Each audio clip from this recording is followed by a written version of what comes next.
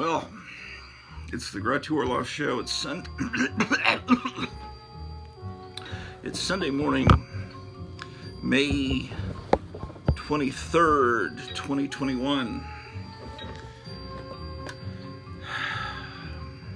It's episode 379. Now, a lot of people have been writing and calling and asking, Dr. Orloff, when are you going to do episode 379? How many episodes until we get to 379? Because, 379 is a magical number.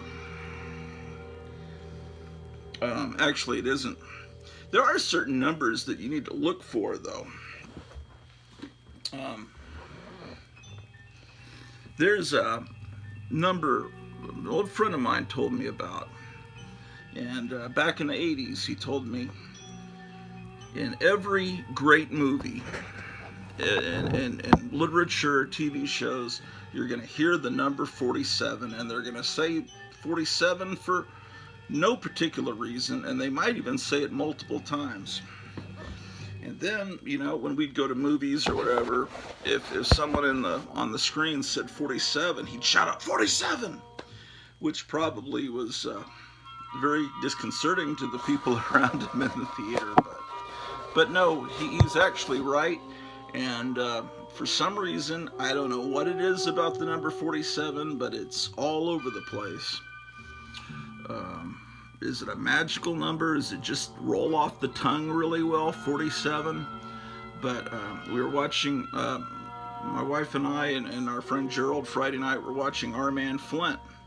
And 47 was said twice. And it's like, for no particular reason, a countdown for, a bomb exploding. It'll end on 47 or something. I don't know. They'll just say 47 in all of these. Listen for it. And from what I understand, some of you may know this better than me. Was it Star Trek: The Next Generation? One of the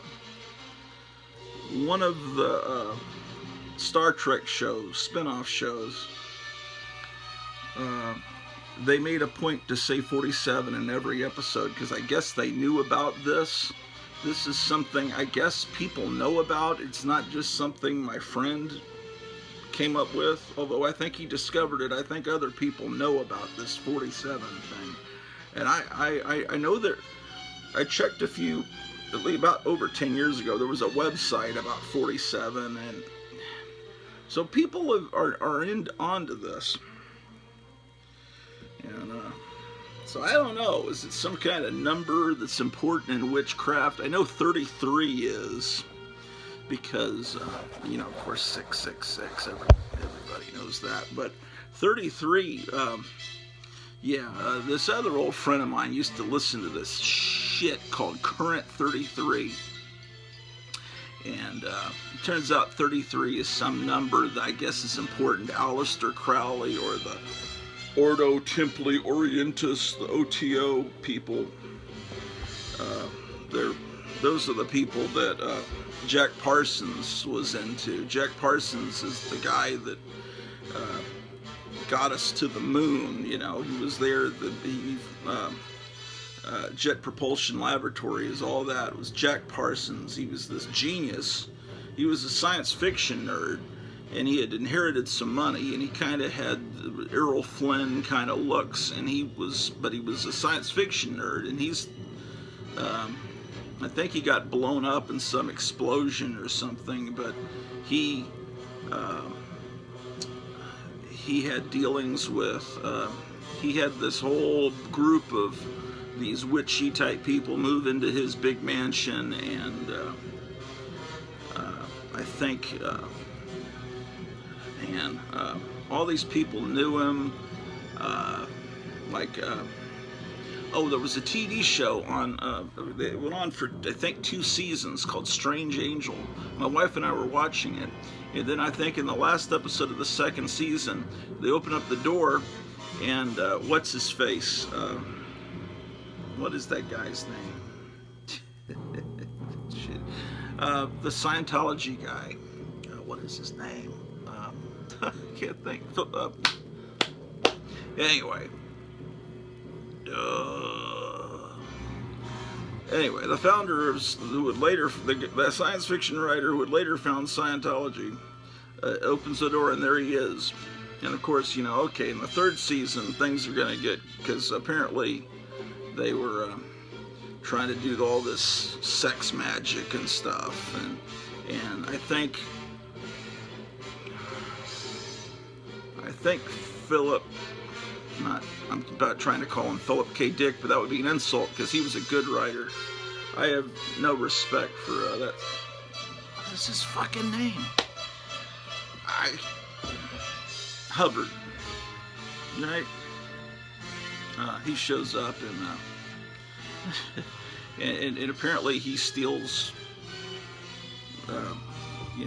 money or his wife or something. I don't know.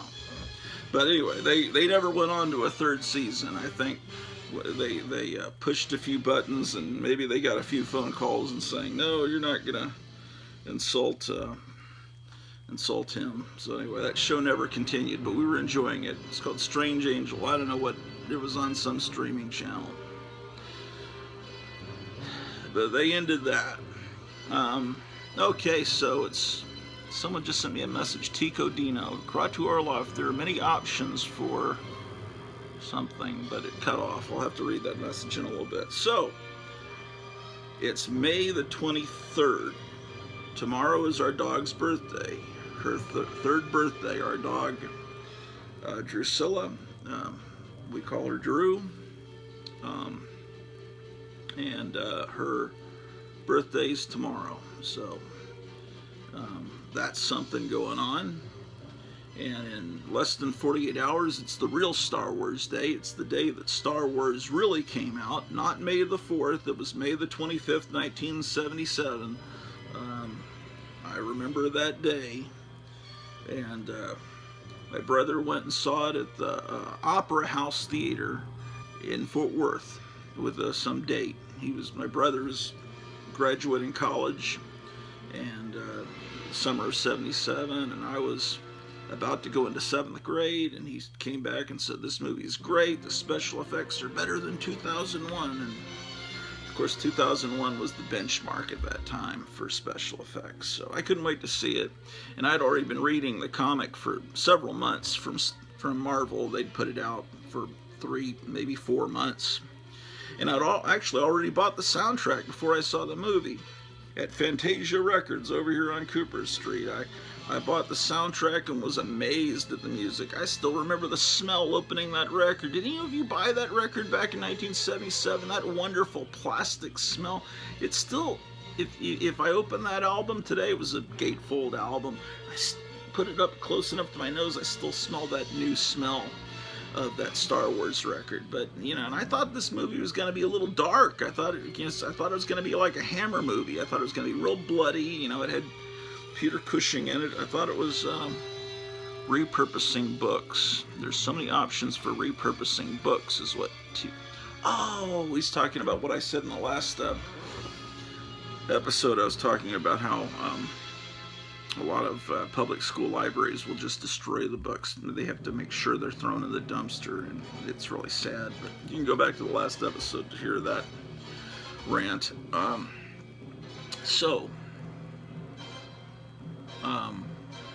My point.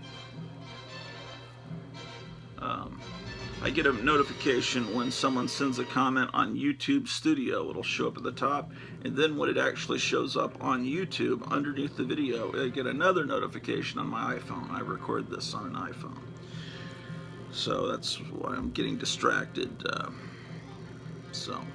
by all the little pop-ups.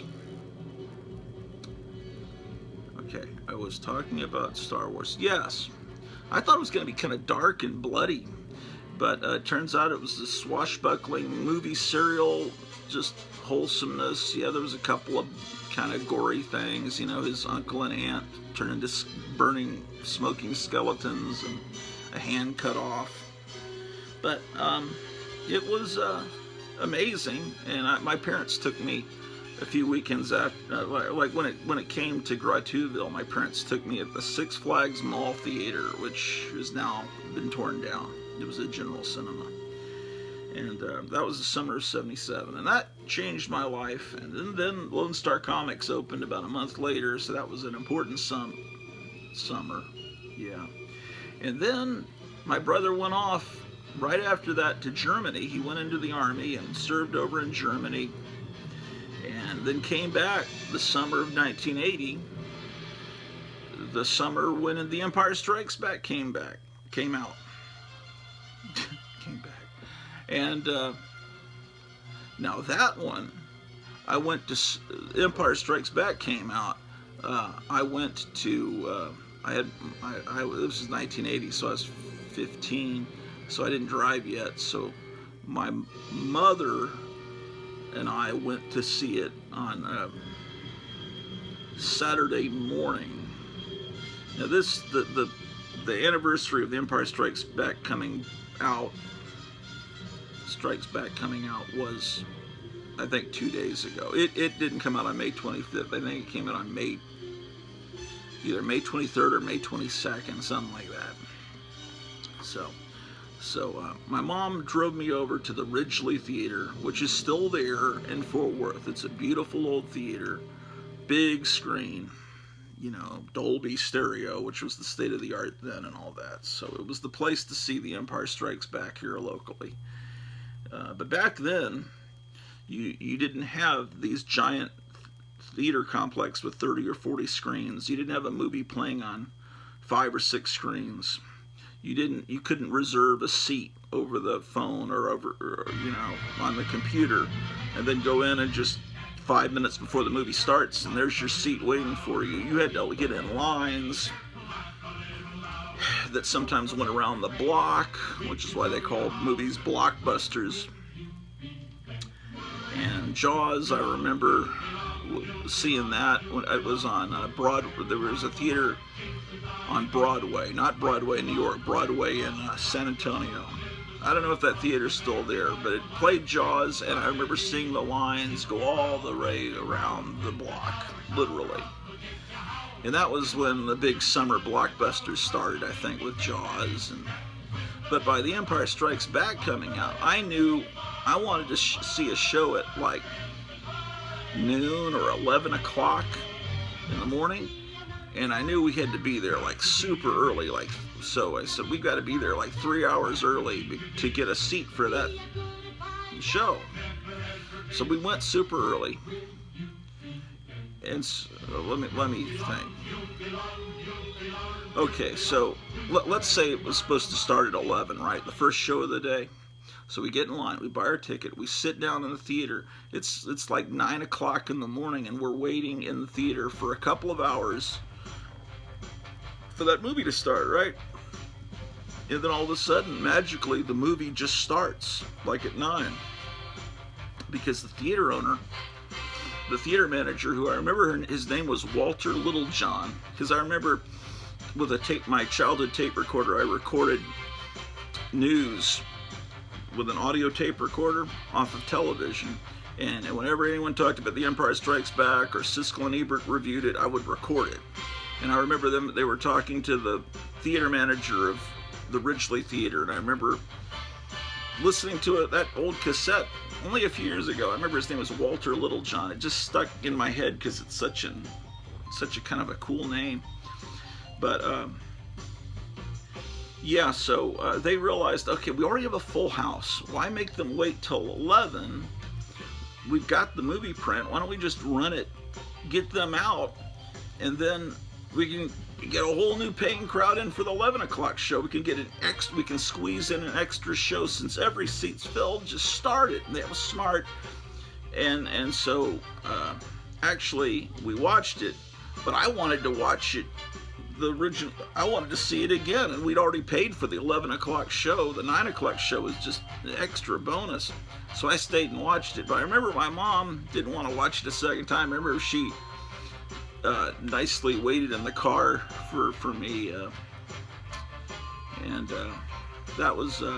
that's a good memory. Empire Strikes Back. Then my brother came back from the army, and we went to see it again in the theater.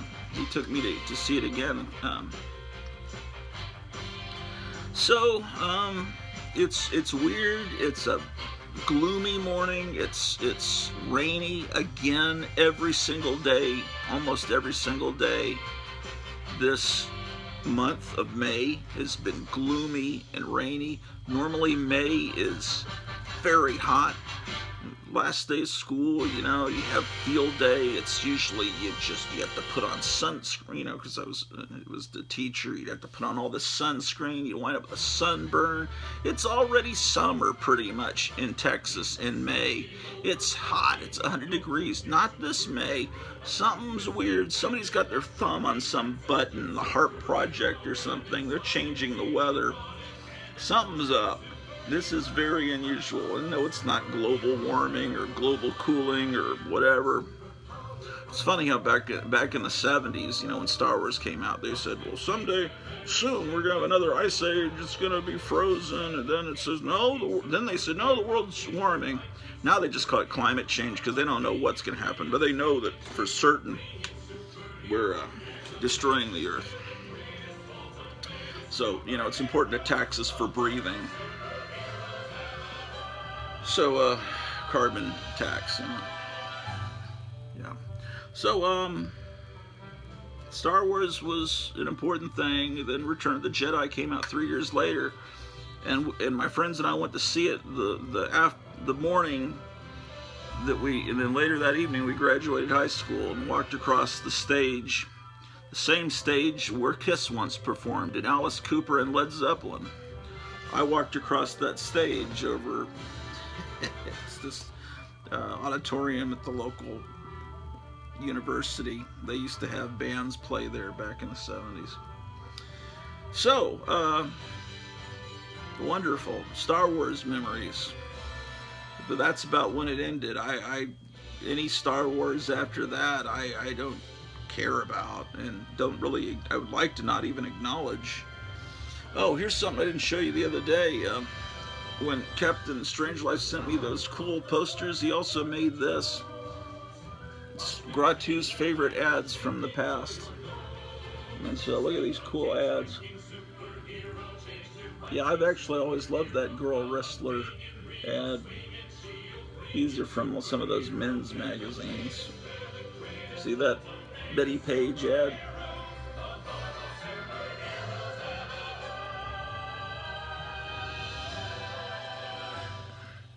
That's an ad for Tijuana Bibles, for those 8-page Tijuana Bibles. They look like Jack Chick religious tracts, but boy, were they not that. They were sold somehow in the 1930s. I don't know how they were sold, under the counter, what kind of store sold them, or if they were sold by people on the street corner like drugs or something, but they had Popeye, Flash Gordon, Superman, Betty Boop, Mae West, Rudolph Valentino, whoever, any movie star or comic book or comic strip character was fair game, and they were these pornographic comic books that were about this big. They were the size of a Jack Chick tract, and they had 8 pages, and they were incredibly dirty, and this is what they look like. This is a religious tract. It's funny how everything just happens to be within a fingertip reach, and it's not even planned. This is what they look like. This is a book that I got that compiles a bunch of them. And is there any pictures that I can show you that aren't offensive? I don't think so. Well, this isn't that offensive. It's Snuffy Smith. Let's see. What can I show you that's Betty Boop?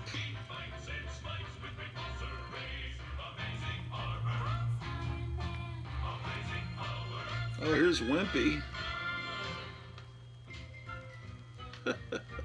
I can't show you any of this. They even did gangsters like Babyface Nelson. Alright, see, that's the front cover. You know, Wimpy and First Love. sometimes they copied the original art style of the comic strips pretty well. Really, the Mad comic book from EC that Harvey Kurtzman did in the 50s that later turned into Mad Magazine was not too different from these, except not this is X-rated. Mad was more PG. I mean, they still had the you know, if you read those, all the heroes are just really lascivious and chasing girls and tongues hanging out like Harpo Marx in those Mad comics. No matter how heroic they were in the comics, Flash Gordon, whoever, they're just like just incredibly horny perverts in the Mad comic book. Which, if you've never read the Mad comic book from EC, I highly encourage that you get reprints of those. So, whatever, dude. What else has been going on? Last night I was listening to a comic book auction from I Love Comics that Eric Breen told me about it a while back, and I've watched several episodes. And I know last week I was watching it, and my wife was listening, and she wound up subscribing to it on her YouTube account because she just loved what they were talking about. It's like the comics they show or that they're selling are inconsequential, and most of them sell for $1 each. They're comics that, for the most part, don't really interest me.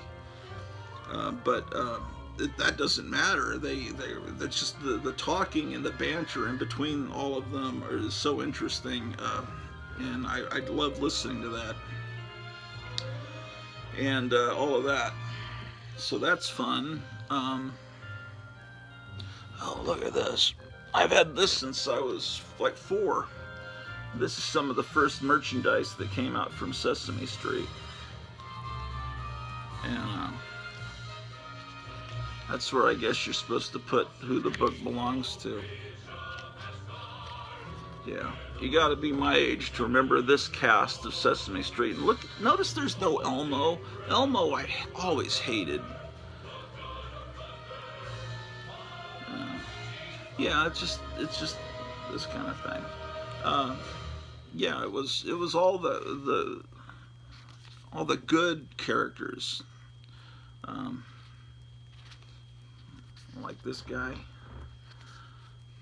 Almost disturbing, man. Oh, this is so old. Oscar was orange. Okay, so I did do something else. HBO Max is Warner Brothers, and Warner Brothers said there for the next year, all of our movies, we can't play them in theaters. That would be too dangerous. We're going to just release them all for free on well, not free. You got to pay for HBO Max.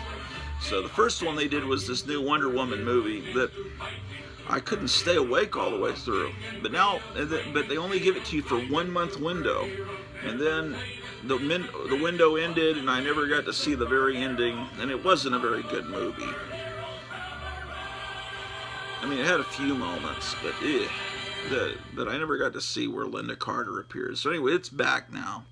But then they brought in Mortal Kombat, right? So the 1 month window, I think, ends today or tomorrow. So yesterday I figured I gotta watch it. So I sat down and watched Mortal Kombat, and I was kind of in and out of sleeping while watching it. I was very tired yesterday, but a lot of computer-generated blood, and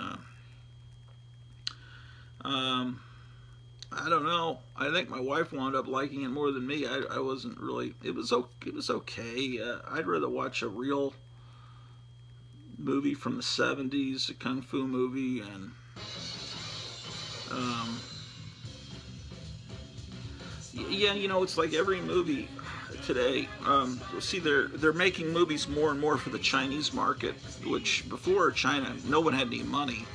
the average person, so they couldn't go to theaters. But now they have lots of disposable income, and they go to see all these movies, and so they make these. They like certain movies. They like Transformers. They like the really movies with lots of flashy special effects, and the characters don't matter. And damn, the dialogue in Mortal Kombat is it literally feels like it was written by 7th and 8th graders. And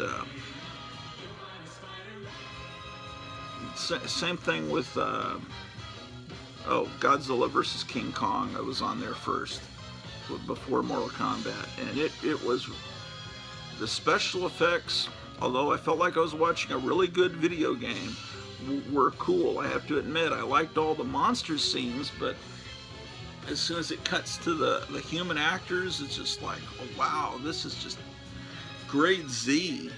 Everything coming out today, America used to make great movies, and now it's like we're not producing anything good anymore. And then, a new zombie movie started yesterday from Zack Snyder. I watched maybe 20 minutes of it. I need to watch more of it. It's zombies take over Las Vegas. And then you could tell it was made to insult Donald Trump and camps at the border and the evil government. Of course, all of that is just as apropos of the Biden government, but it has these little political messages, and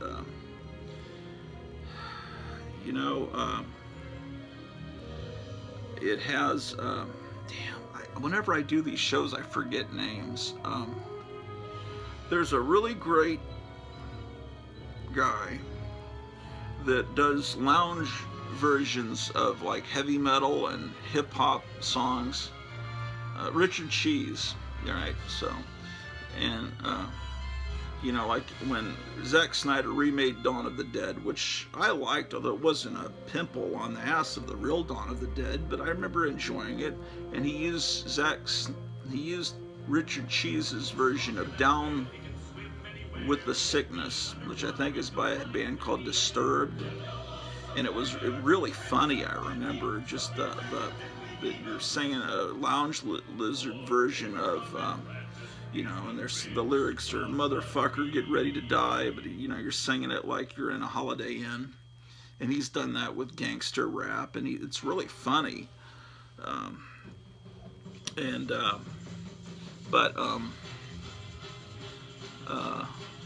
Yeah, this movie opens with Richard Cheese doing Viva Las Vegas. How is that funny? To get a guy that does Lounge Lizard version songs and he's just using them because he used them in Dawn of the Dead. He does Lounge Lizard version songs of perverted modern songs. So why have him do a song that Lounge Lizards traditionally do anyway? Why not just use Elvis's version?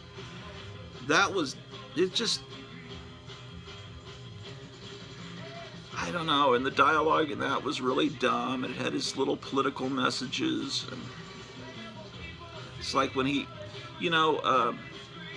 there's those, what is that guy's name, man? I can't remember any names when I do these YouTube videos.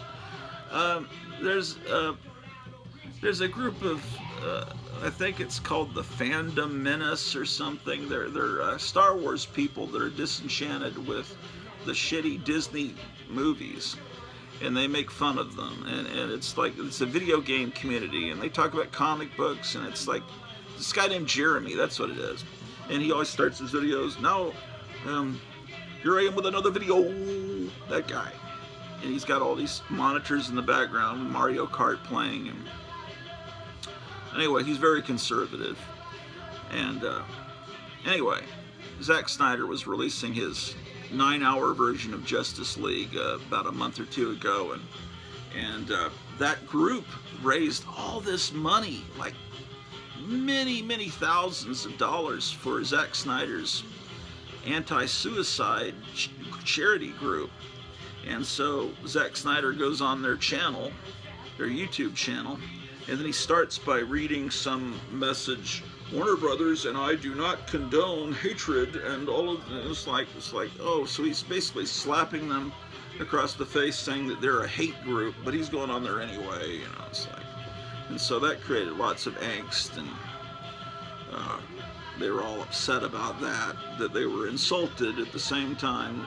Then I was watching Ethan Van Sciver, and he was saying, you guys shouldn't try to even bring people like that on. They're the enemy. You don't try to curry favor from them, because they're always going to lash out at you, and it's just how they are.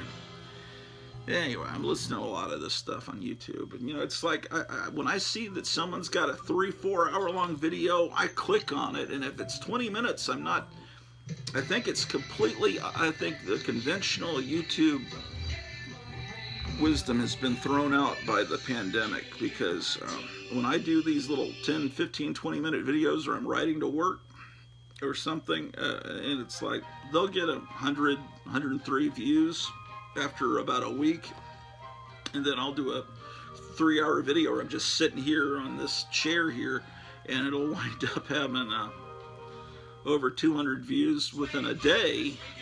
So I think people want longer videos. I know I do, just because it gives you something to do, because you're so bored with, especially in some states that are still locked down. And you know, I hate wearing these masks and everything, but then I go in, I put the thing on dutifully when I go into the store, because I don't want to scare people, because, you know, I look infected. And then I noticed, and I went to Kroger yesterday, everybody in the self-serve line, everybody didn't have masks on. And I'm thinking, I'm turning out to be the last guy that has a mask on. But because I'm scared of offending people. I don't know, but I'm seeing more and more of it, you know. So I don't know what's going on. I don't know what, but it looks like the White House, I see people hugging at the White House, and they're not wearing masks. So I think people are just saying, hey, you know, let's just forget about it, you know, let's move on, because they're afraid they're going to get in trouble for when people realize what all this really has been. But, you know, so people are starting to get wise. That may not be good. But anyway, so, anyway, have I mentioned our sponsor today? Bubble Up. So, well, it's, you know, it's wholesome refreshment for all ages. Contains carbonated water, sugar, citric acid, sodium, citrate, flavor derived from lemon and lime oils, and, you know, it's good for young and old. It says so right there. And only 15 cents. You can see it there. Fang, the breakfast drink for vampires. Type A and Type O, drink it by the pint. Those are our sponsors here on the Groucho Orloff channel. So, I have no idea what time it is. I got to go to work here in a little bit. I also need to get some gasoline. That should be fun. Let's see. How about that? What is this shit? Let's see what's in this box.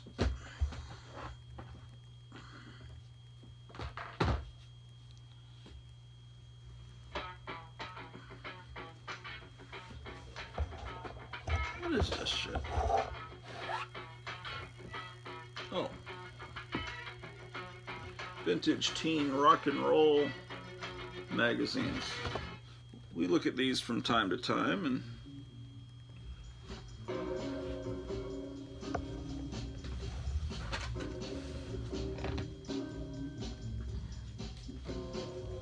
oh, look at this. I got this frame at the dollar store. Oh, I never got to finish what I was going to tell you about.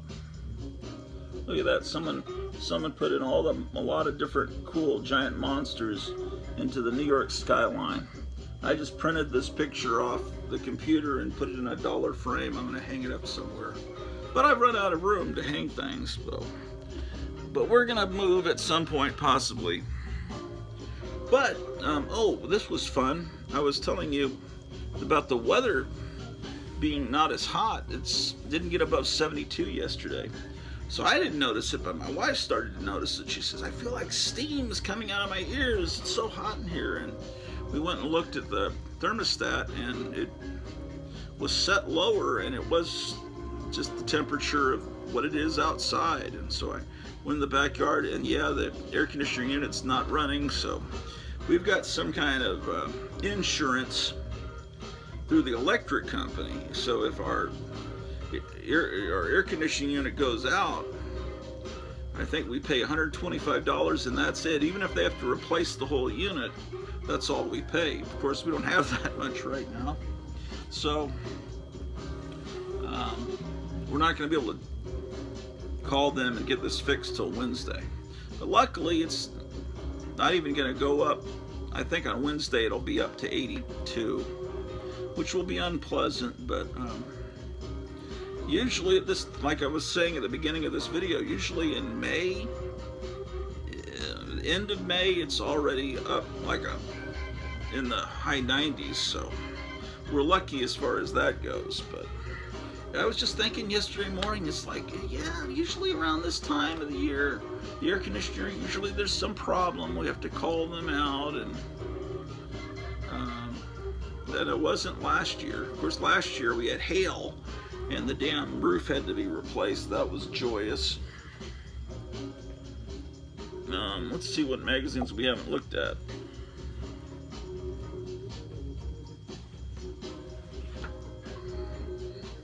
Ooh, this one even has a date stamp. New ideas for teens. See, it's got a date stamp. The most exciting thing you'll ever wear, Maybelline.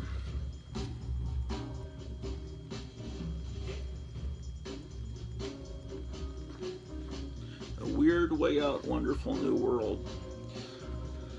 Well, Eric Breen told me down in the comments below that the first like 25, 30 issues of Famous Monsters of Filmland are in public domain. You can't use the logo Famous Monsters of Filmland, but this company called Gondwanaland publishes books that reprint things that have fallen into public domain, which are a lot of magazines and a lot of comic books. And they're on Amazon, and there's a Gondwanaland Facebook page. And I first discovered them a few years ago when that Shazam movie was coming out, and that got me more interested in actually going back and reading the comic book serial from the original Captain Marvel comics called The Monster Society of Evil. But I realized that DC would not reprint it because it had things that were inappropriate in today's modern politically correct times, like depictions, racial depictions that were common in the 1940s that you could never print today, which basically means you could never print hardly any spirit stories, Will Eisner spirit stories, because of the character Ebony. That would be completely forbidden today. But anyway, Monster Society of Evil wasn't going to be reprinted, but Gondwanaland was going to reprint it because apparently it was in public domain. So I was looking that up, and Gondwanaland reprints just about everything.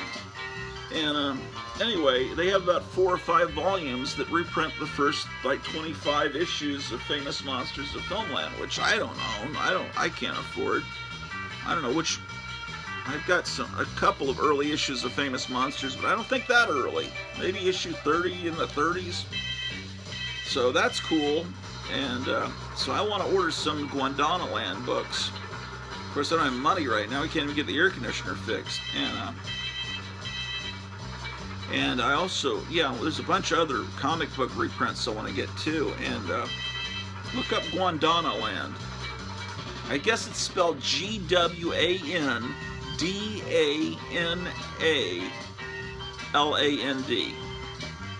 I've never seen one in the flesh. If you have some, or Eric, if you're watching this, how good is the reproduction in the interior? I think they shoot from the actual comic book and then touch it up only slightly. They want to keep it looking like the original source material. It sounds like they're really good people when they find things, and like they put out a book and then they find another issue to add to it. Then let's say you can return the book you've already bought and get a replacement of our new improved version of that book, and then we'll use your original book as readers at a convention. And so they seem very conscientious and cool, Guandana Land. They're not a sponsor. I don't have any, no, I have Bubble Up and Fang, but no other sponsors. So that's all I know about that, but it sounds cool. Okay, that magazine wasn't very interesting. Let's see what else we got. Ooh, this looks good. Yeah, Teen Magazine. I got a ton of copies of this magazine going back to the 50s that were given to me by a friend, fellow co-worker. This has got a date stamp, April 11th, 1967. So,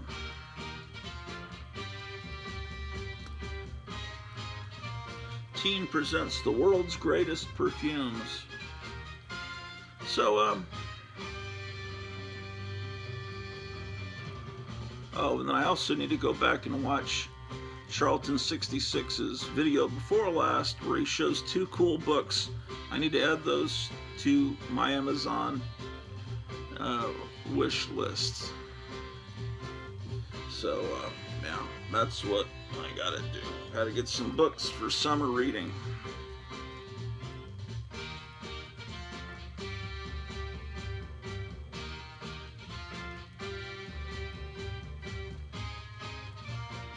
Whew, man.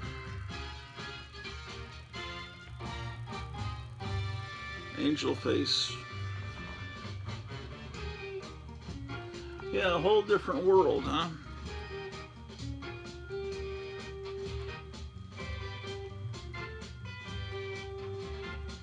Whole world that doesn't exist today. If you watch some of those videos where I was driving to work and I drove by the Hi-Ho Ballroom, I looked the Hi-Ho Ballroom up on the internet and saw pictures, and apparently there are it's now the people that go there are an older Latino crowd to see bands and singers. It looks like it's pretty safe there, and they have like weddings there, but apparently in the past, in the 60s, early 60s, they had in this time period they had dances on Sunday afternoons where teenagers would come and dance there, and Bruce Chanel, who did the song Hey Baby that was from this local area,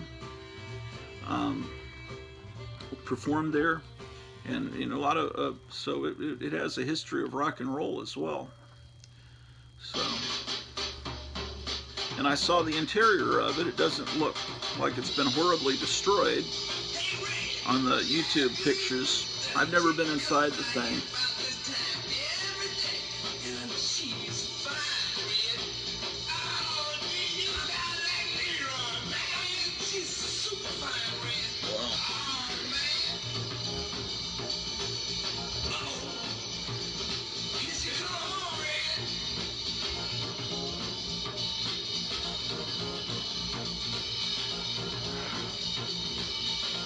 We'll look at some more of these later.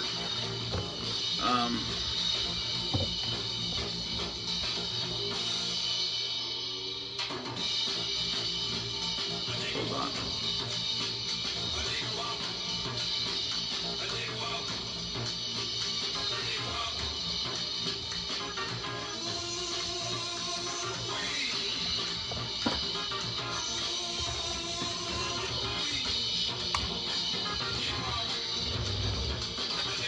Well, it's Sunday,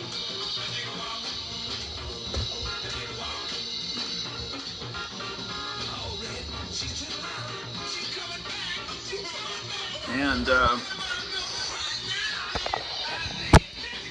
think let me turn this music off.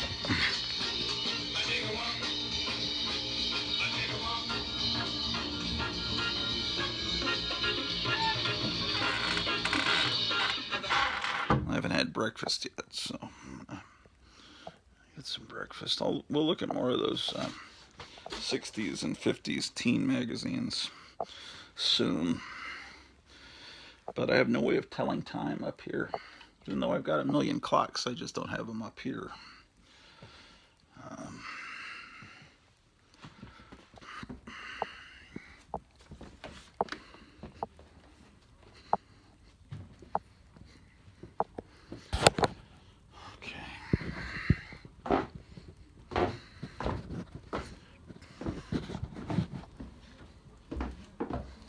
This is my grandfather there.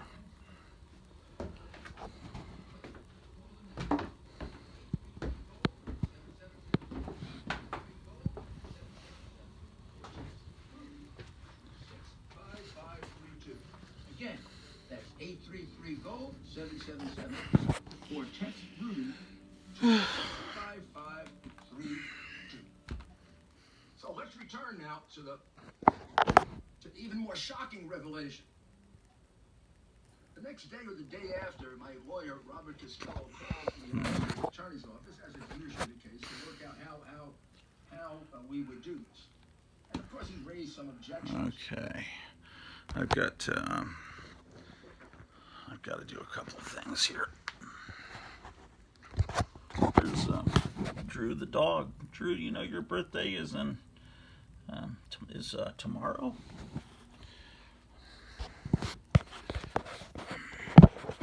Hold on, I gotta change a few things here.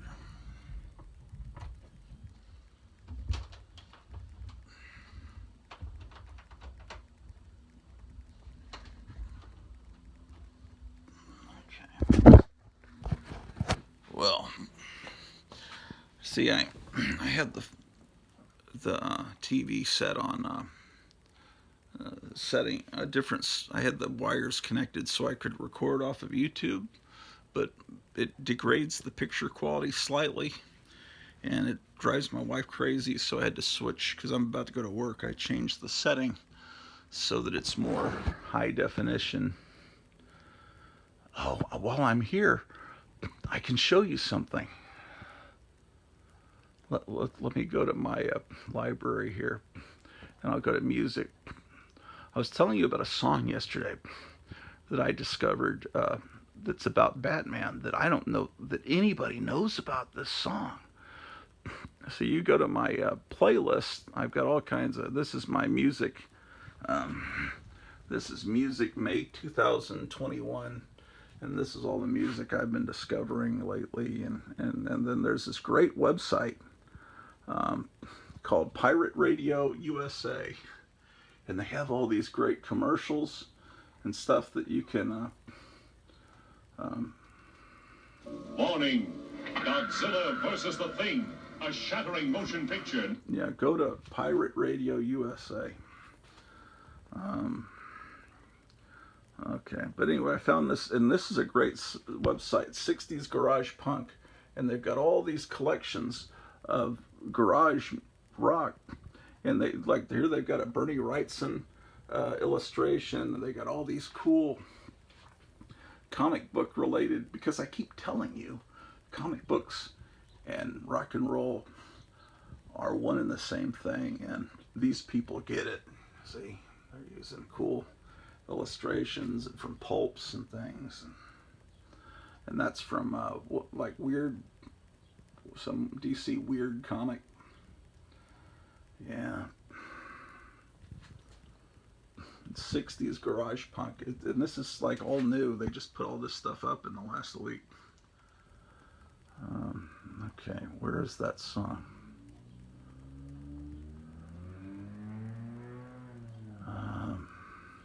Oh, this was last night, someone, the comic book geezers did this rant about classic comic book ads. I gotta watch that. I haven't watched it yet. Okay, where is that song? It's called Dark Knight by the Dark Knights. It's in here somewhere.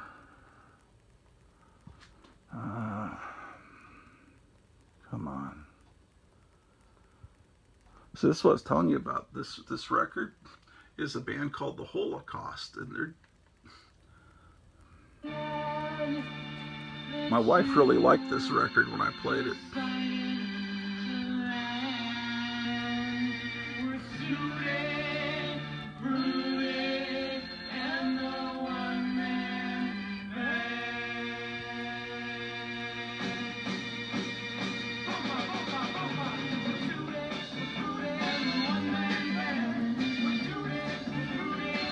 I was talking about that last episode, that the word Holocaust did not mean exclusively what happened in World War II until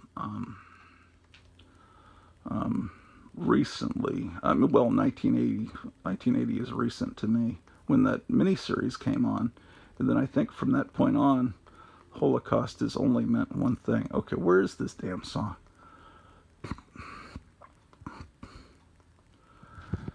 Okay, hold on.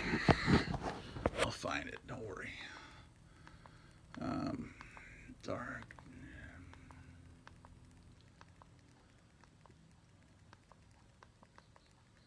Oh, come on.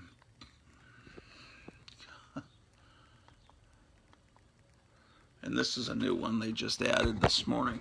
Buried Alive, Volume 3, 60s Garage Punk.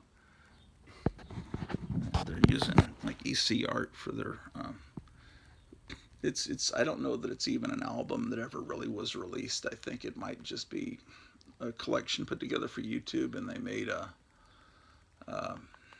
cover for it.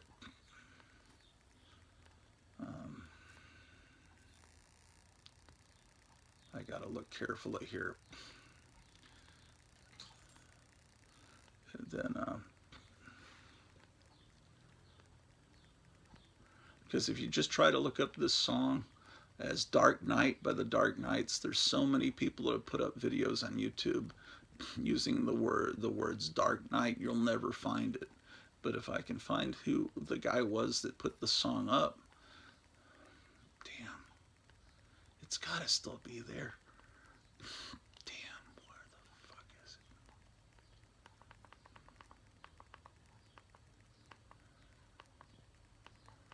it? Okay. It's somehow slipping right by me. Maybe if I go back and look at my history, I can find it.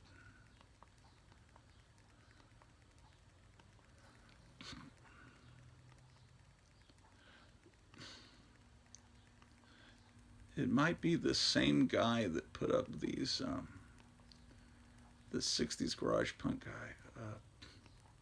Barons, Night People.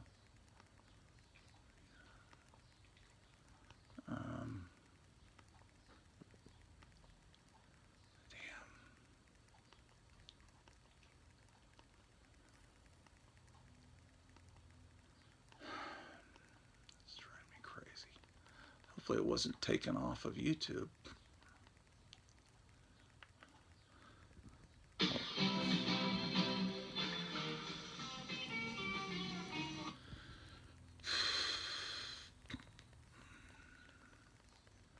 I'll find it. Luckily I recorded it, and if it's been taken off of YouTube, then I have it on that disc that was playing upstairs, so it's not a tragedy if it's been pulled down.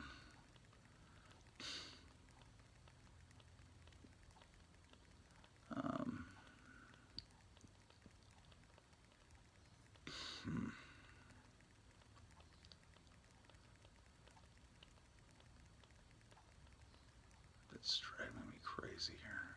Let's see.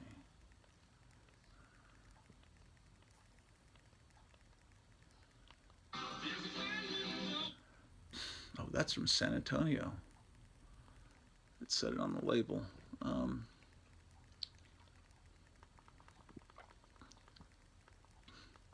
maybe I put it on this collection. I have a playlist, music to read comic books by, and if I was thinking, I would have put that song on that.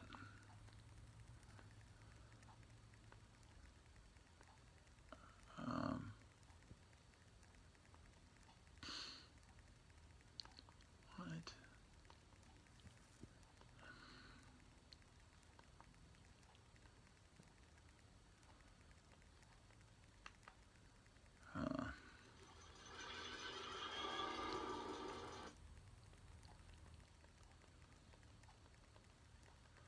Where is this damn song?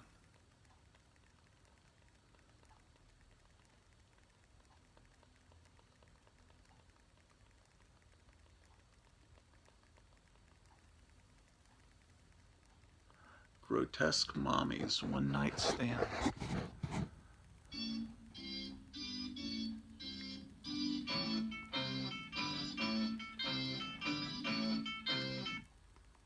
I gotta add this to my playlist. I'll add it to music May 2021.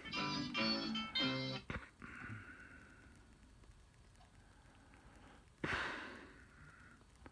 thinking maybe this was the guy that had that. See, people have so many cool garage rock songs that I've never heard of up on YouTube. This was called Bolt 24 Hot Sounds. I got a picture of Escarita there.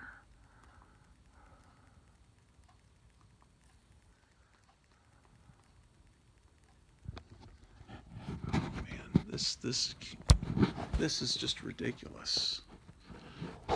Oh, and you can listen to this record on if you go to Music to Read Comic Books by my playlist. I've got this record with Origins of Aquaman, The Flash, and Green Lantern, and this Green Hornet record. Oh man, this is driving me crazy. It's like that song has just disappeared off of YouTube.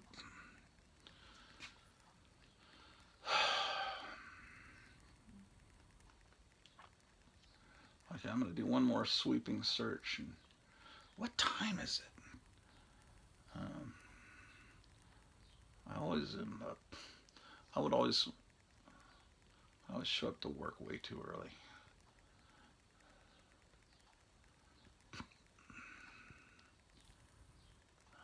Okay. Oh, there it is. See it there? The Dark Knights. The song is called Dark Knight from 1966. It's kind of like Alley-Oop a little bit. Let's listen to it.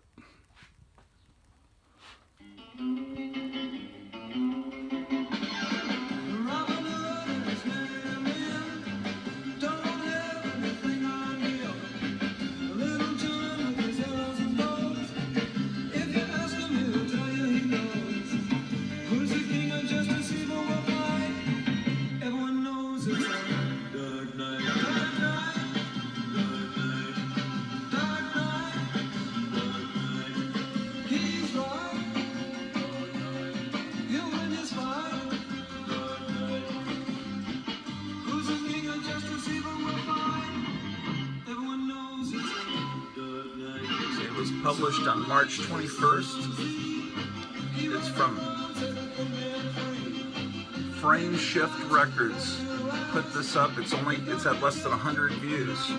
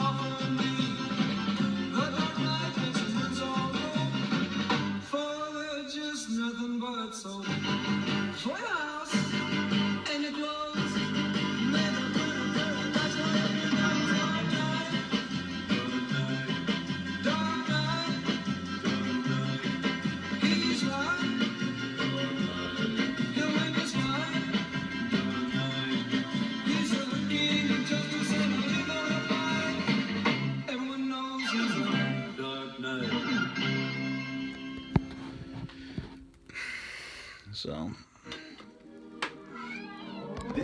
lots of references to cleansers and stuff. I think there was some detergent ad in the 1960s that had a knight in it, and so I hope that commercial's actually, I mean, it came out in 1966. I think the song is about Batman, unless it's partly about, I don't know, I don't know.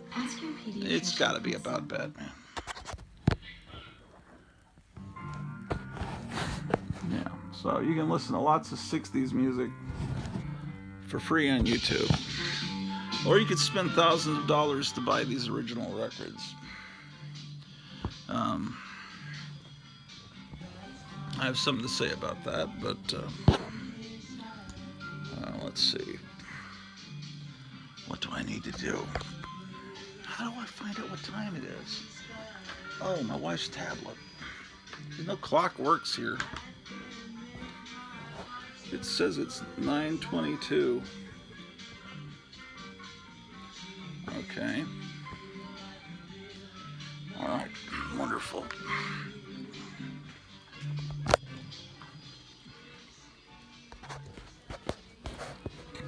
Hold on a second. Hey, Drew.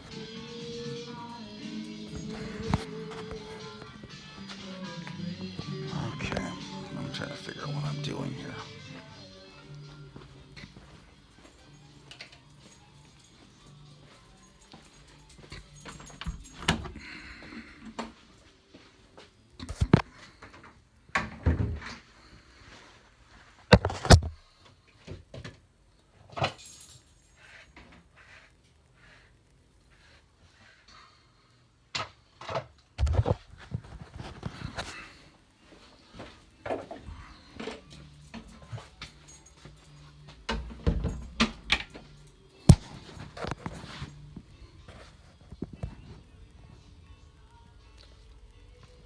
Here's a few of my Doc Savage books.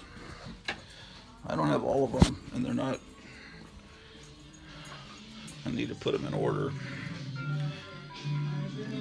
I'd love to have a complete set like Charlton 66 has.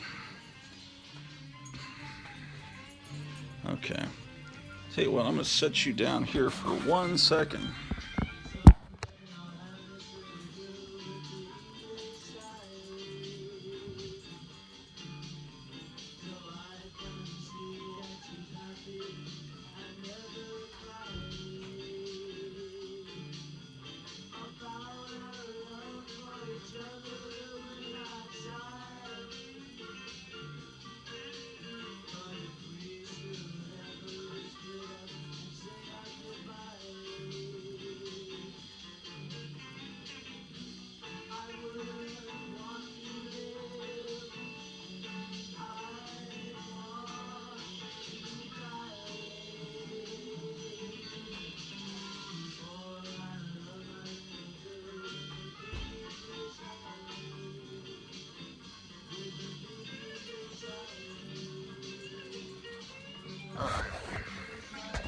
So let's get my charging cable, my little handy dandy mask,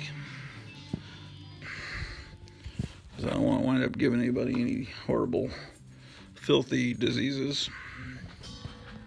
And let's motivate. Let's hit the road.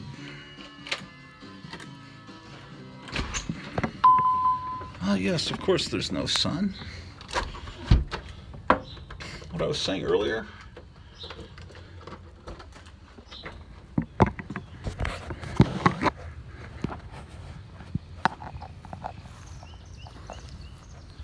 It's New Seattle. We're going to change the name of Grotuville to New Seattle because it's always dark and drizzly.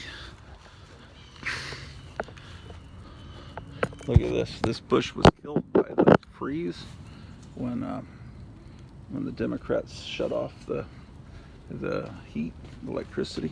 This bush was killed too. But I can't just But here it's like clinging to life. There was these leaves were springing up, but now they're dying too. So I guess this bush just needs to be cut down completely. It's been there since the early 70s, probably before, but it seems like all the foliage on the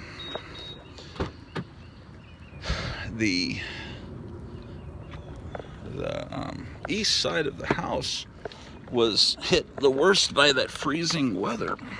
I don't know why the east side, but that seems to be what happened. Of course, there is no foliage on the west side. That may be why.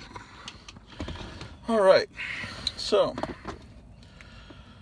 what else? Oh, I was talking about how everything is just available so easily on YouTube now. You can just download anything, and used to be you'd have to search for years to find records or comic books, and now just everything is just there at a fingertips,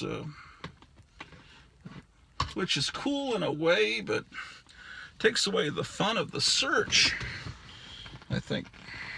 But now you could become interested in some particular subject,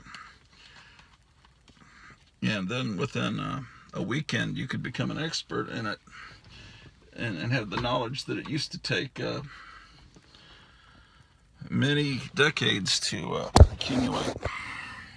But also, we got these little bugs crawling around inside my car. I don't know what the fuck they are. Horrible. Okay. I'm gonna set my little my face mask down on the seat with all these little gnat-looking things. Need to fumigate this car. Yeah, but see, I'm almost on E, so I need to get a couple of dollars worth of gas at least. And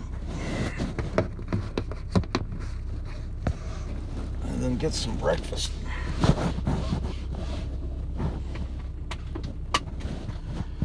Okay.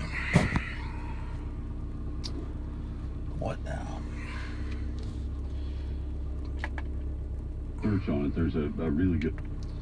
It's a Sunday, so it'll be nothing good on the talk radio stations, because they're all infomercials on Sunday.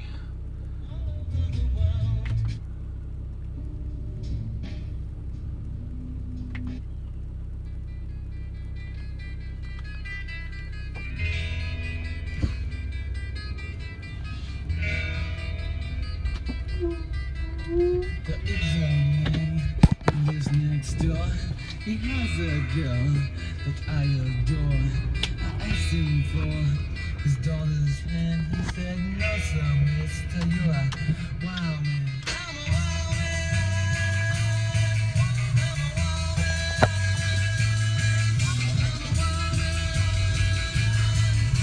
There is a man who lives next door.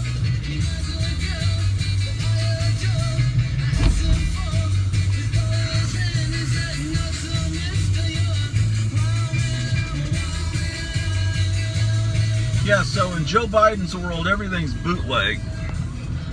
The weather's shitty. We almost froze to death inside our homes a couple of months ago. Now it's almost summer and it does nothing but rain and clouds during a time when it's normally sunny in Texas. The presidency looks like every time anyone talks, it looks like a fucking public access show from 1982. I see the president's hand go right through a microphone because they don't know how to do blue screen, green screen, whatever the fuck it is nowadays. They even they took a picture. Have you seen? Look this up. Look at the picture of Joe and Dr. Jill Biden meeting with Jimmy Carter and his wife. Have you seen that picture where they're like gigantic and Jimmy Carter and his wife look like hobbits? And they say, well, it was just the photographer accidentally did a wide-angle lens. Oh my God, a horrible car crash. Oh my God, what's happening here? This looks awful. What the fucking hell is happening here? We gotta turn. Well, this is awful. Let's, Jesus Christ. Well, let's make a turn here. Well, I guess I'm not going that way today. This guy here looks like one of the Catwoman's henchmen. This guy on the bike, just, what the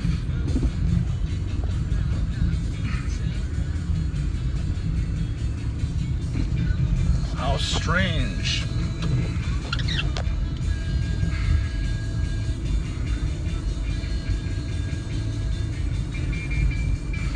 This is a song called Wild Man by the Tamrons. Tamrons. It's great.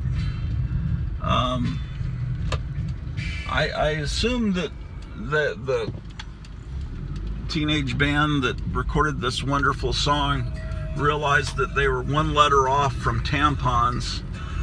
I'm pretty sure that they'd heard of tampons back in the 60s, so calling yourself the Tamrons, I guess, was a funny little dirty joke. I don't know what will get me flagged for copyright, so I need to be careful here.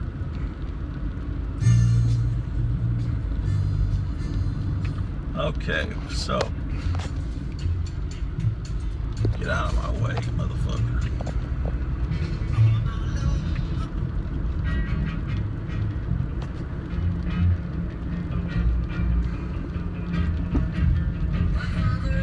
One of these little houses in here, one of these little tiny houses had a great estate sale a while back, and I got a bunch of Hawaiian shirts that it could have been where this, it might have been there where they torn the house down. I don't know. There was some cool old house in here, and I got a bunch of Hawaiian shirts. I wear them a lot on the Garage Orlov channel, and I got this little comic book about some Polish saint or something, and a Hawaiian girl calendar. The guy that owned that house was real interesting. He was into remote control airplanes and stuff. But anyway, he lives on in my shirts. Let's see what we got here. We got some new thing being built here. It's Dutch Brothers. I thought they were a cigar company, but I think the Dutch Brothers are, I think it's a coffee place. It's like a rival to Starbucks, so I have no interest in that. I've never been a coffee drinker.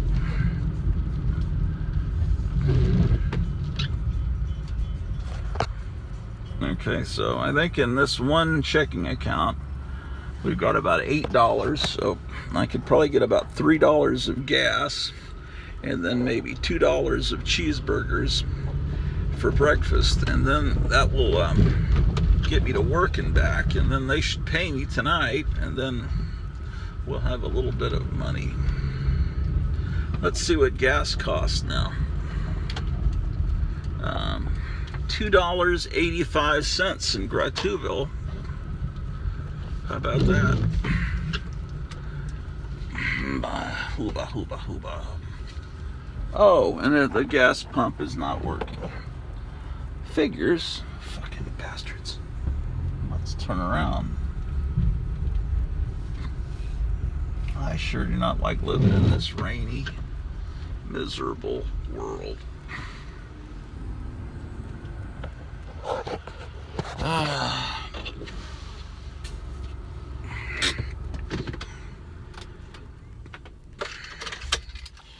Okay. Excitement.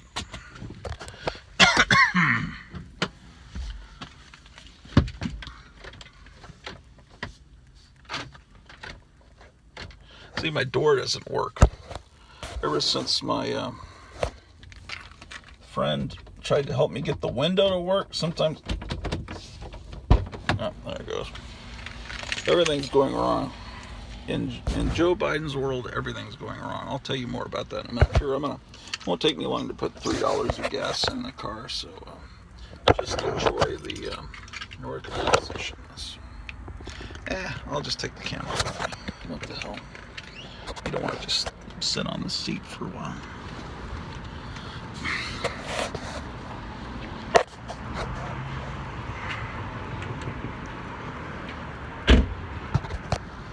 to be a record store there where that smoke shop is.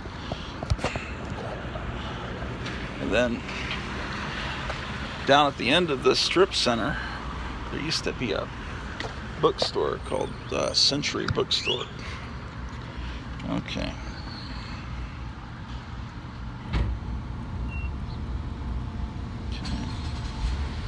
Anyway, it carried all the monster magazines and a good selection of comic books. Insert payment card.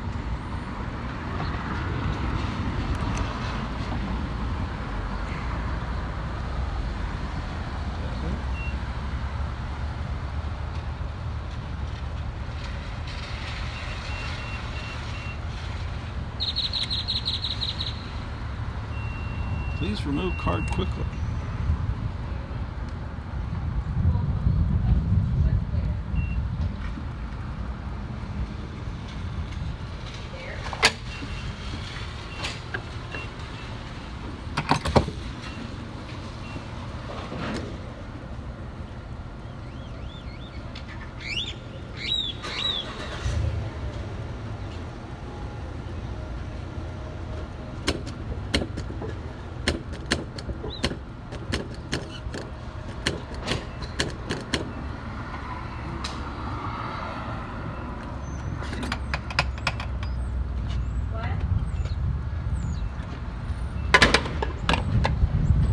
Okay.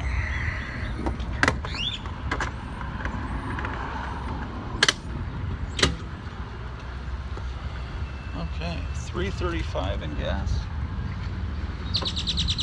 Excellent.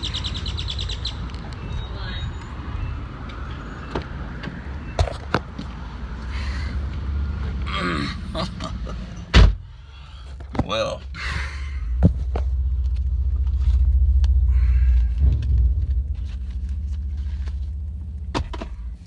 yeah, there's a cool bookstore down there. They had all the monster magazines, and then these bugs are everywhere.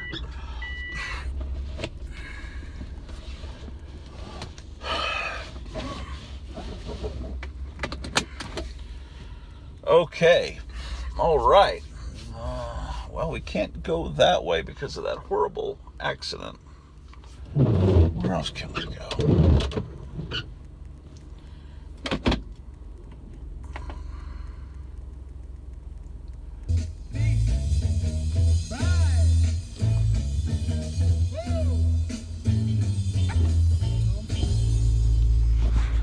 Now we must find food.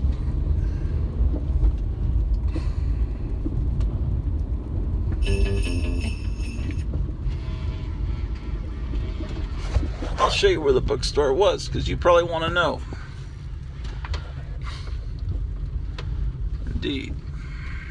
Yeah, they put a fake front. Right there where it says dog wash is the first time, that was a haircutting place. I went in to get a haircut in the summer of '78.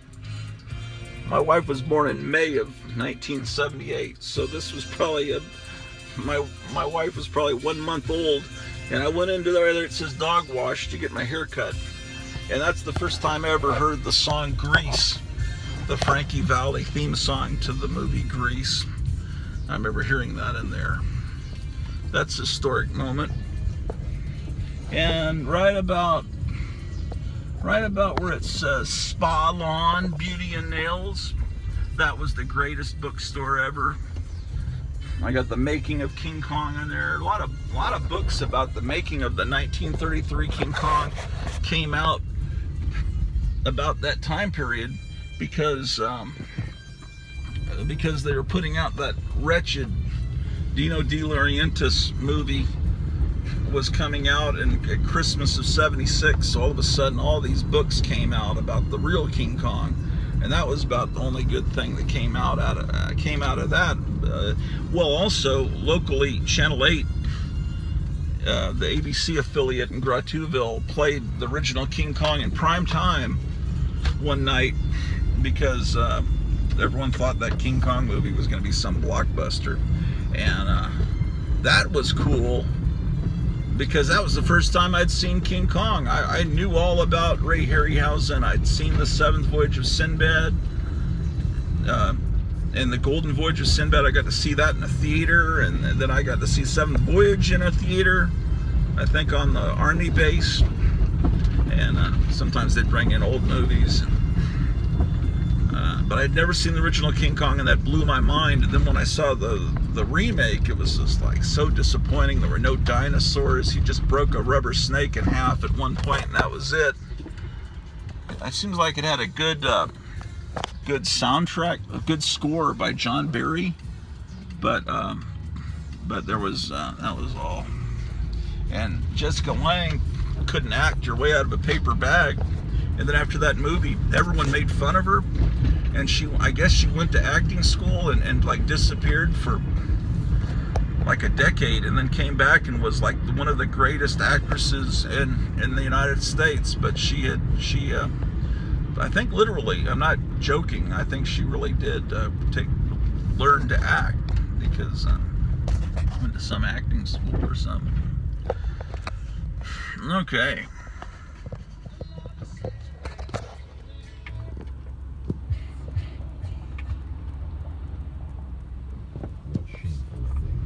To the women in Dr. Tar's torture dungeon. This new Edgar Allan Poe film is filled with terror, suspense, and horror. The biggest and best. You know, Edgar Allan Poe, I don't remember his story, Dr. Tar's Torture Dungeon. Obviously, they changed the name because I think if Edgar Allan Poe had really written a story, Dr. Tar's Torture Dungeon, I would have known about it. There's my old junior high school. What a lot of torment and bad memories that place brings. That, well, you know, the summer that Star Wars came out, I went to see that movie, and then, of course, then I show up for 7th grade, and I remember I'm outside that school standing there waiting for them to open the doors for 7th grade, and I just needed to find somebody that's seen Star Wars. Like, could you fucking believe it? I mean, because there was no internet then, you couldn't talk to people. Did you see what I saw, or was your life changed like mine? You know, and I finally, you know, eventually I found a couple of people that I could talk to about Star Wars. It was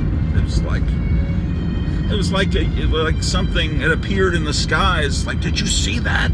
Did you see that giant Virgin Mary appear above the sky? But you know, no one seemed to. I guess people liked it. It was a very beloved movie, but it meant a lot to me. There, that would be let's see, 77 to 87, 87 to 97, 7 to 17, 17. Okay, that's 44 years ago. Wait, 8, 9, 44 years ago, almost to the day, going to see Star Wars, the real Star Wars. Oh, someone with a Biden bumper sticker. Are you fucking kidding me? Wow. Yeah, the whole country seems bootleg. Comic books are shitty for the most part. I'm sure there's a few that are good, and I'm waiting for, please guys, fill me in on what's good right now, because comic books are shitty, movies are shitty. They're like written for by 12-year-olds. Television's there's a lot of good stuff on television now, TV series, but a lot of them have little messages built in that are horrible. Yeah, there's good TV, but comic books are horrible, movies, music is wretched.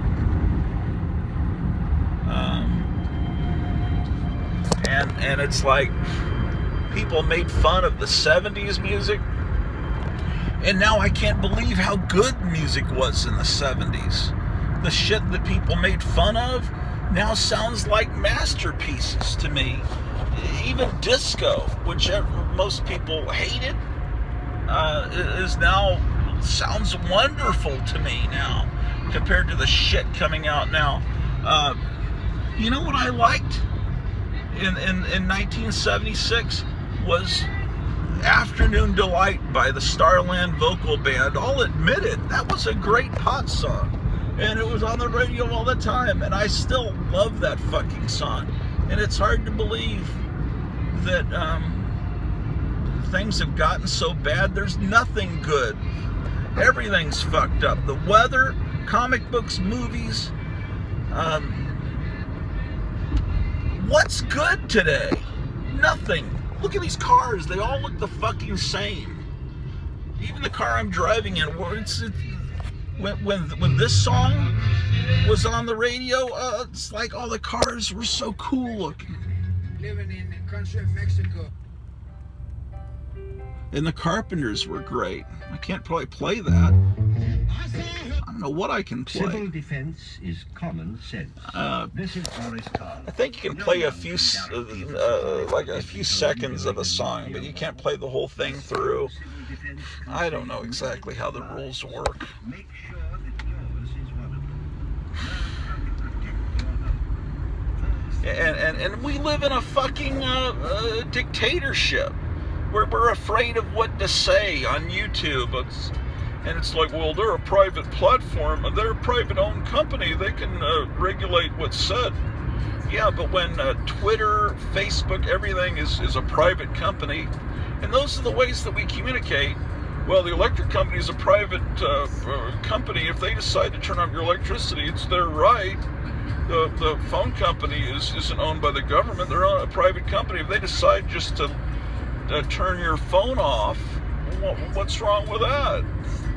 It's the argument that this old friend of mine gave to my wife when, you know, because the first guy they got was AJ, Alex Jones. They kicked him off of everything, and everyone said, oh, he's just a crazy guy.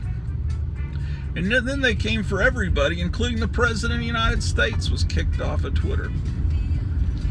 Okay, so this is Pioneer Parkway, 303. Yeah. This was,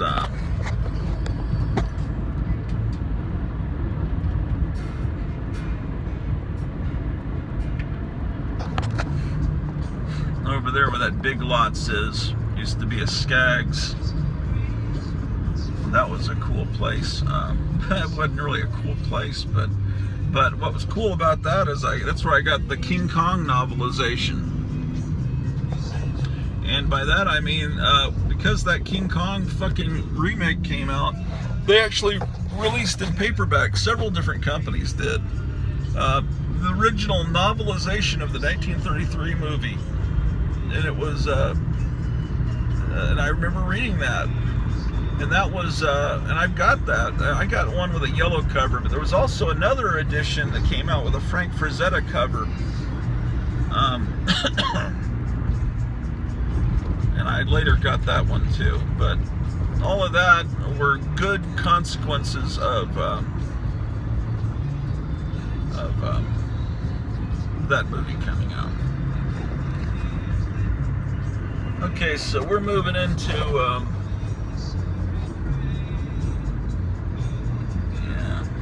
I made this trip so many times when I was in high school to go to the Forum 303 Mall because there was an amazing video arcade there and a 6-screen movie theater. And so many great memories of that mall, which of course was torn down and is now like some industrial park.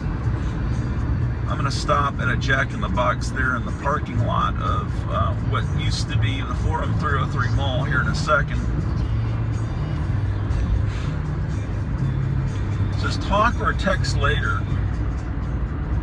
And over here was the Cinema 4 theater where I saw Superman the movie.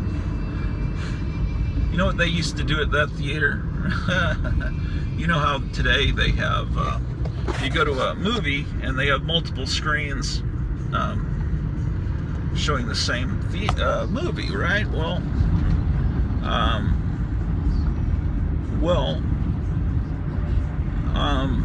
Nowadays movies are digital, so what they do, movies aren't on big reel film reels anymore. So what's sent to the theater is a box about the size of the box for a desktop computer, and that contains the whole digital movie inside that box. So it's much easier to exhibit movies now. I guess you just hook up the box and press play and make sure it's focused and framed right on the screen. But back then you had to, get the film loaded. Well, what they would do at Cinema 4 is they would have a movie playing on 2 screens. But they would get one film, one copy of the film, and then they would feed the film through the projector, and then they'd have it go across the projection room to the next projector that feeds into the theater next to it, and then that same film would go through it would come out of one projector and then go across 6-7 feet into the next projector and feed through that. So they were simultaneously running the same film print in 2 adjoining theaters, and what that would do was cause the film in one theater to be about a few seconds, playing a few seconds after the other one. So if there's a big explosion, you'd hear it from next door, and then it would happen on the screen that you were watching it, because there'd be a little delay. Because back then in the 1970s, the walls of theaters were paper thin, and you'd be watching Benji or something, and you'd be hearing car crashes and explosions very clearly through the paper thin wall. Not everything was perfect in the past. Yeah, there's that cool building again. I got it, man. Oh, it's the Dan Dipert Career Technical Center. Oh, that's what it is. I went to school with Dan Dipert Jr.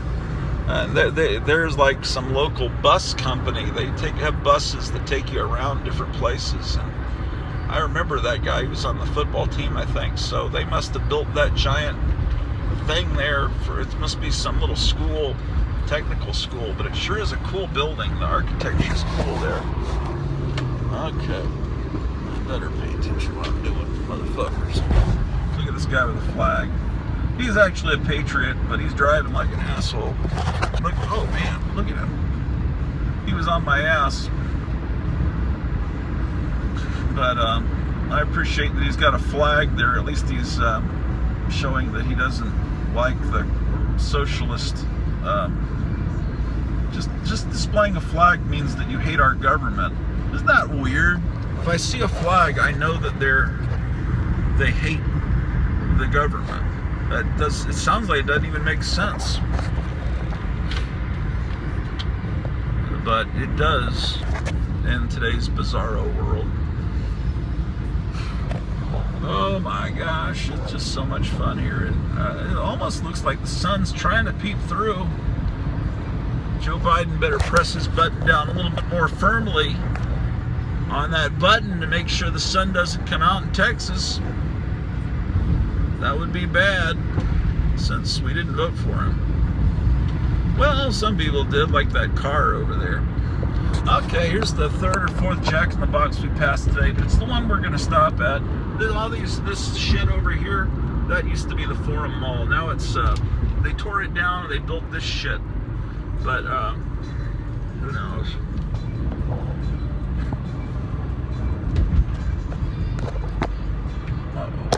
That's a really good song, but Tom Smith warned me that April March is very much does not like her music being played on YouTube.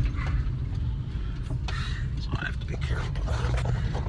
Alright, well, all of this, all back here used to be such a great mall. Motherfucking hell.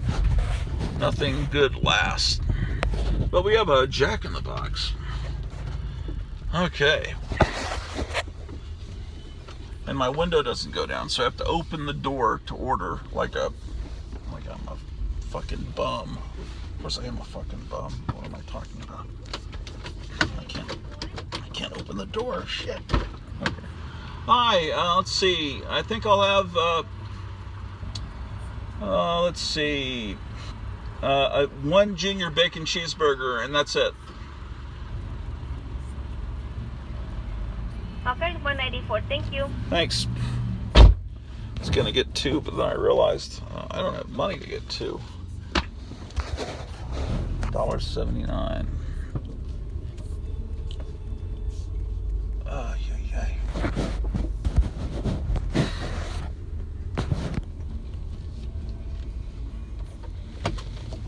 Hold on.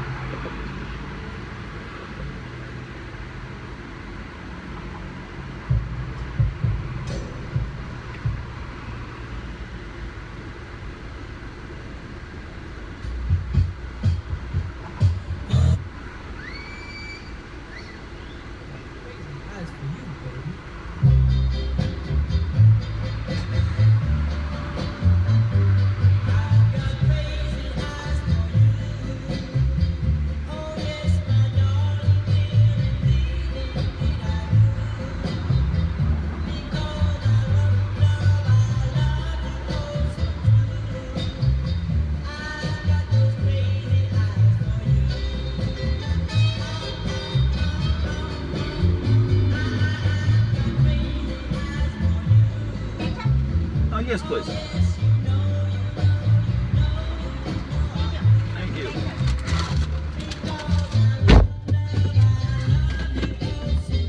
I don't need any ketchup, but I'll take anything that's free.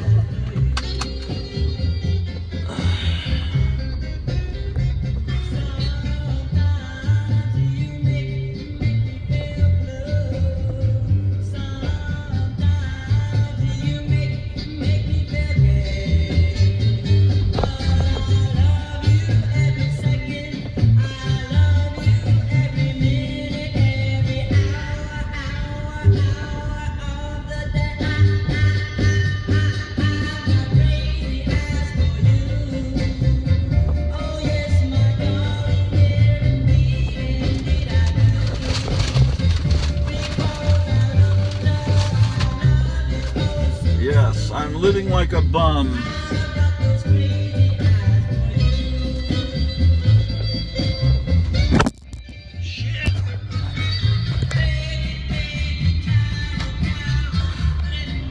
over there where they're doing that construction, that used to be a Bob's Big Boy. No, a Kip's Big Boy, actually. Bob's Big Boy was California. That was a Kip's. And that used to be color tile. Now it's liquor. So, you know, we're moving into a nice... This is Great Garlou, Texas. Gratouville, and I think right about here it changes over to Great Garlou. So, this is where the local comic shop is that I work at on Sundays, Tuesdays and Wednesdays. So I get to see New Comic Book Day. Last Comic Book Day was not that eventful. Not many people came in. It must not have been a very exciting comic book day. I think people realized that they're not going to have Batman Fortnite. I think the third one came out. That's not a damn comic that any kid would read, because kids don't read comics. It's kids want it to get some code in it so they can play Fortnite with a different skin, or as a different character or something, is what that means.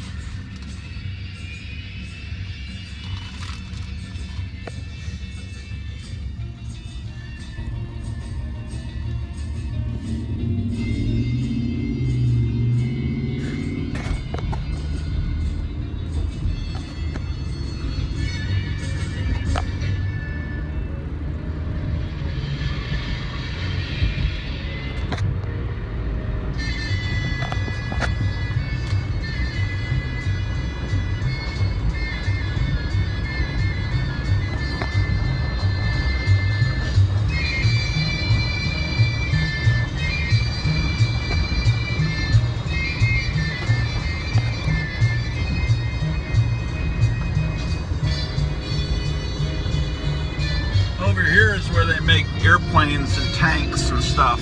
It's Vought. One time I saw a tank being tested. Kind of cool.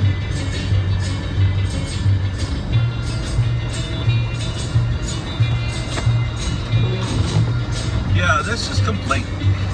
This is Seattle. It's like we're in fucking Seattle, man. This is not normal, and it's not global climate change bullshit.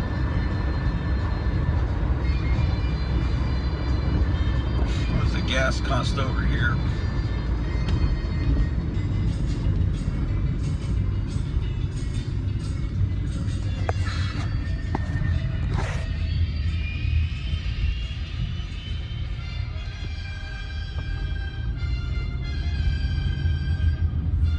Yes, indeed.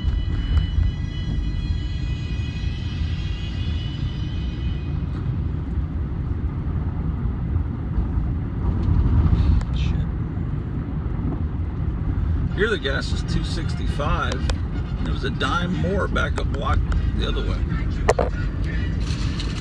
Shit. There's the Yes Buffet. I think it's Chinese food.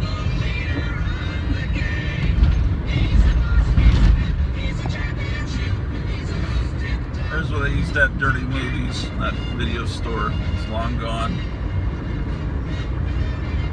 Not that I would watch those. Let's get off this main road and see what we can discover in the back roads of Great Garlow, Texas. Pawn shops. La Familia Auto Insurance. Oh, it's green light. Who knows what we'll discover? There's Town and Country Furniture, which has been torn down, but it's still kind of a 50s looking sign. We'll take our 50s when we can get it. 1950s, they always had those signs with the arrows and stuff. There's the Sunshine Food Store with old-fashioned hamburgers, tacos, and catfish. That sounds a lot better than what I just ordered.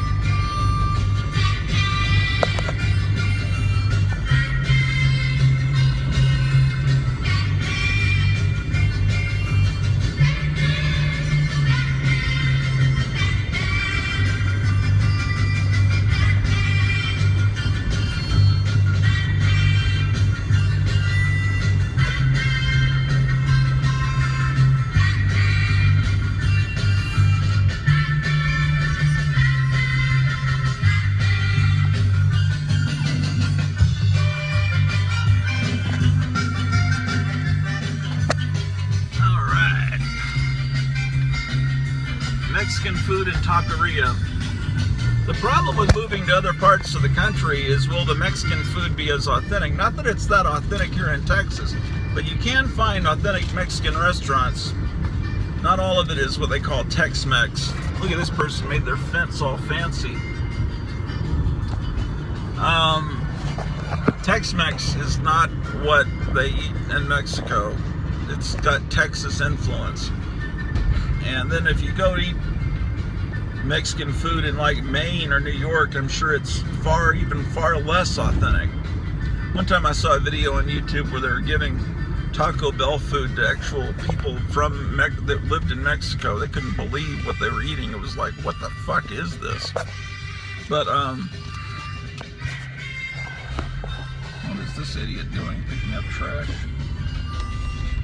Let's see. All right, there's the karate school. Wow. You can tell that was a really nice 50s shopping center that someone put a new front on and a bunch of shitty stores. All right.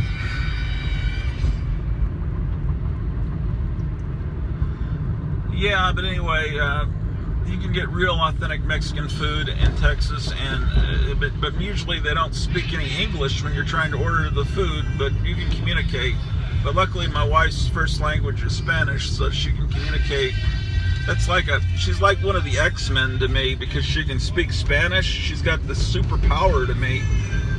That opens up all these other restaurants that I never would have gone in before, because it's clear from the signs that they probably don't speak English. But when you go in there with someone that's a fluent speaker, then they can order for you, and you make sure you're not like gonna eat tongues or something, because they can tell you don't order that. Then that's amazing. So it's like she's a superhero. All right, here's the old store, but I'm like way too early. It hasn't opened yet. There it is, Cosmic Comics and Cards. So I'll go park behind it, and we'll keep the show going until my phone memory is kaput. I want to finish my fucking cheeseburger too, motherfucker. They got vicious giant ant hills over here. Like giant, the anthills are like a foot tall or more, and I think it's because they have the giant 5G tower, and the ants are becoming radiated, and they're turning into these mutant super ants. That's my theory. Of course, who knows what's happening to me working right next to this 5G tower 3 days a week.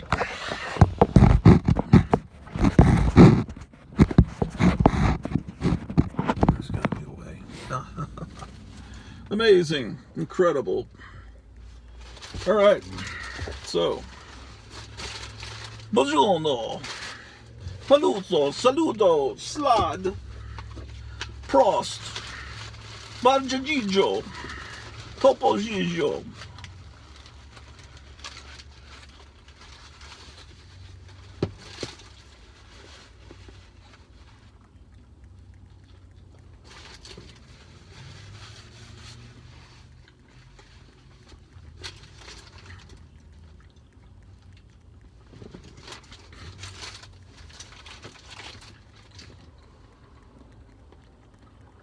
We've been watching this channel on YouTube. I don't remember what it's called. This guy's married. It's like Bewitched. This guy is married to this Italian wife who's got this wild, crazy hair. And it's like he's Darren and she's Samantha. She's, got these magic powers because she can cook amazing Italian food.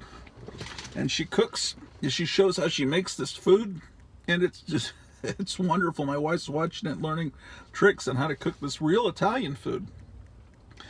And but sometimes he'll have her try Italian food from the U.S. Last night we were watching. He cooked the spaghetti with all these different types of tomato sauce from the grocery store, and then he had her try each one. And then one of them was actually her recipe that he had made, and she actually liked her own recipe. So, but she hated all of them. I think the one she actually liked was the one he thought that she wouldn't like, which was Hunt's, I think. But it's really cool, and she's just really fun to watch. I'll figure out the name of the channel. If you remind me in the comments below, I'll get my wife to figure out what the channel is called. There's another thing I watched where this Russian couple,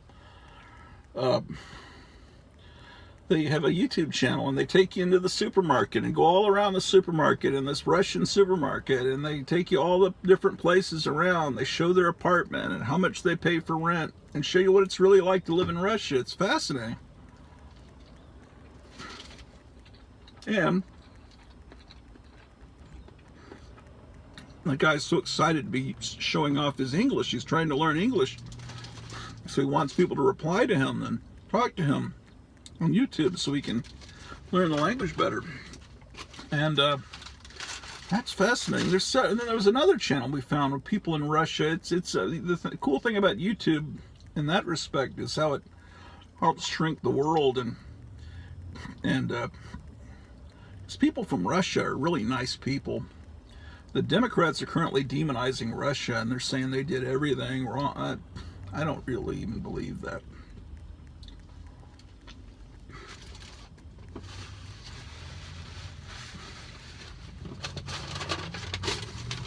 Every time I hear something shocking that Putin said, people are saying, I can't believe Putin said that. And it's like, I wish our president was saying that. He seems like, oh well.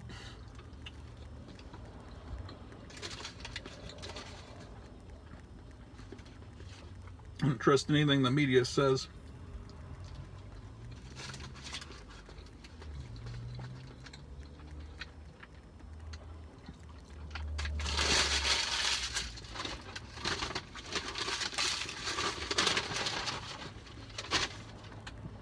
They want us to think Russia's the big enemy, so we don't look at what the real problem is. This group of everything goes back to Jeffrey Epstein. Everything goes back to that summer, a couple summers ago. All tied into him. All of this, everything we're going through goes back to him. It's a big James Bond Spectre kind of plot where they looking at ways to reduce the population and can't open my door, and trying to create like a master race is what Epstein was trying to do with all his concubines. And he's all tied in with all these scientists and these crazy scientists and AI people. All these people are picked on in junior high school, just like we were, but we didn't turn out evil. But some of these people that were picked on, they turned out evil, and they want to get their revenge. Tech giants, everything. It's all ties them together somehow.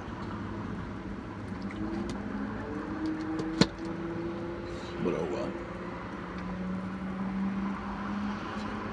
God will win in the end. Just what will we have to go through while we're waiting for that? So,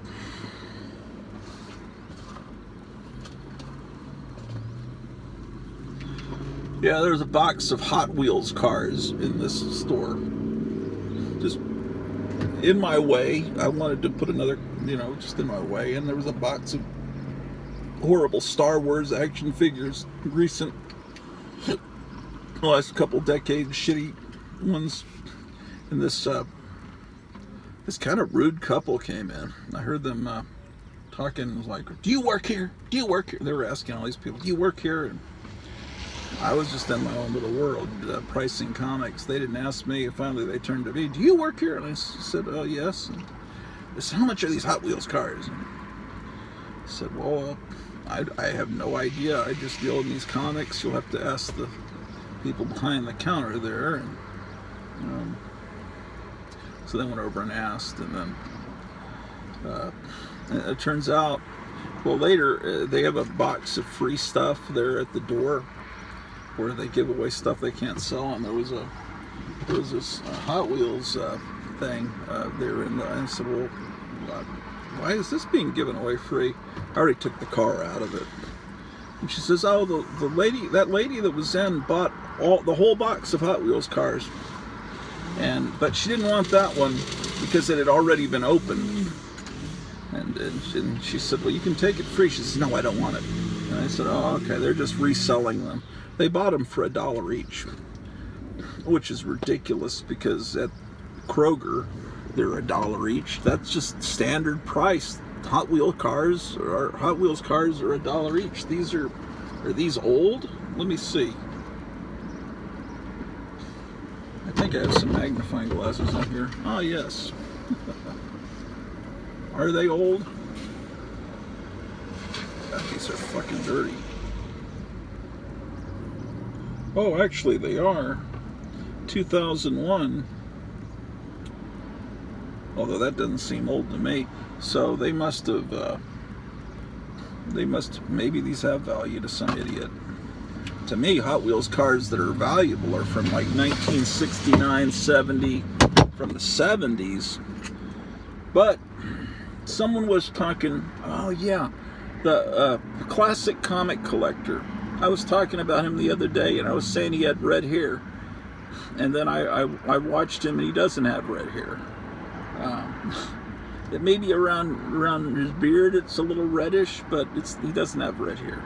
He's the classic comic collector. He does the origin story videos where he interviews people about how they got into comics. It's fascinating. The guy collects romance comics. He's really cool. He was talking about the collector's market. He talked for about half an hour. It was fascinating. And he was talking about people that are getting into the collector's market now that don't read comics. And that was very interesting. And as he was saying that there's a 20-year window of nostalgia. After something gets to be 20 years old, then people, or 20 or 25 years old, people get nostalgic and want to start buying those old things they used to have when they were, yeah, so like let's say you were 10 and now you're in your 30s and you've got a little extra money and you want to buy this stuff from your youth. So now 25 years ago was the mid 1990s, so people are nostalgic for this period and the prices are going up on these comics from the 90s that were worthless. And he said people are paying $20 or more for Spawn #1 when there were so many millions of that printed, and every one of them people saved and bagged and thought it was going to be a huge investment, or they bought 200 copies of it. And they're not really that, but people are starting to pay that for these things, and there are people coming in that aren't comic collectors that are like, because there's 20 years ago, 2001, like that's how old that Hot Wheels car is.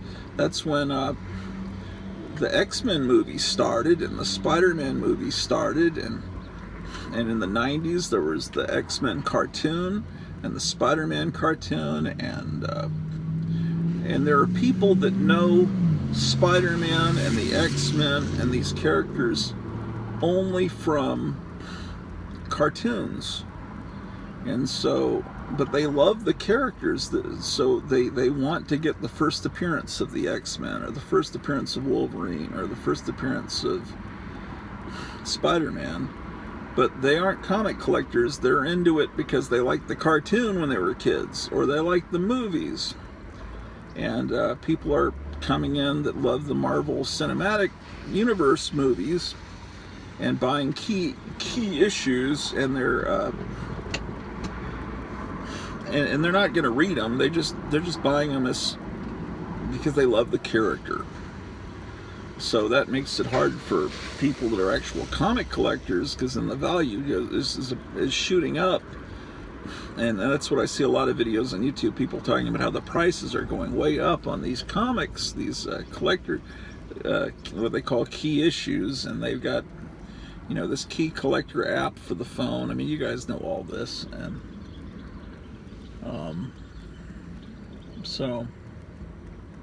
but he said the same thing that I've always said, that you just buy what you like, and eventually you'll luck out. But you know, and he was talking. He showed he had a copy of the first issue of the Avengers. I think it was a 3.0. You know, if you're new to it, they're grade on a scale of 0 to 10. They ever give a negative number? Your comic, I've seen a few comics, I would give it like a -4. But I guess those comics don't get sent into CGC. I've seen people, like, they give value to a single page from Amazing Fantasy 15. I mean, you just have a little fragment of it. It's like the Rosetta Stone or some tablet from ancient Sumeria. It's broken, but you got a little piece of it, but it's invaluable. Yeah.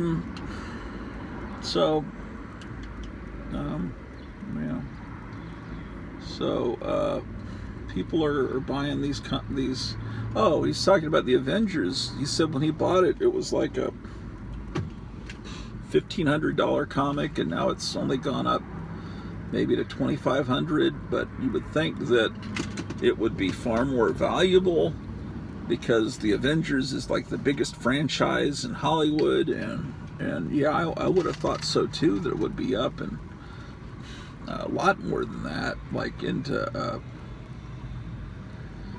like 5 digits instead of 4 digits in price. But he pointed out, well, this isn't the first appearance of any of the heroes. That's just the first appearance of them all together as the Avengers, and I guess that's true.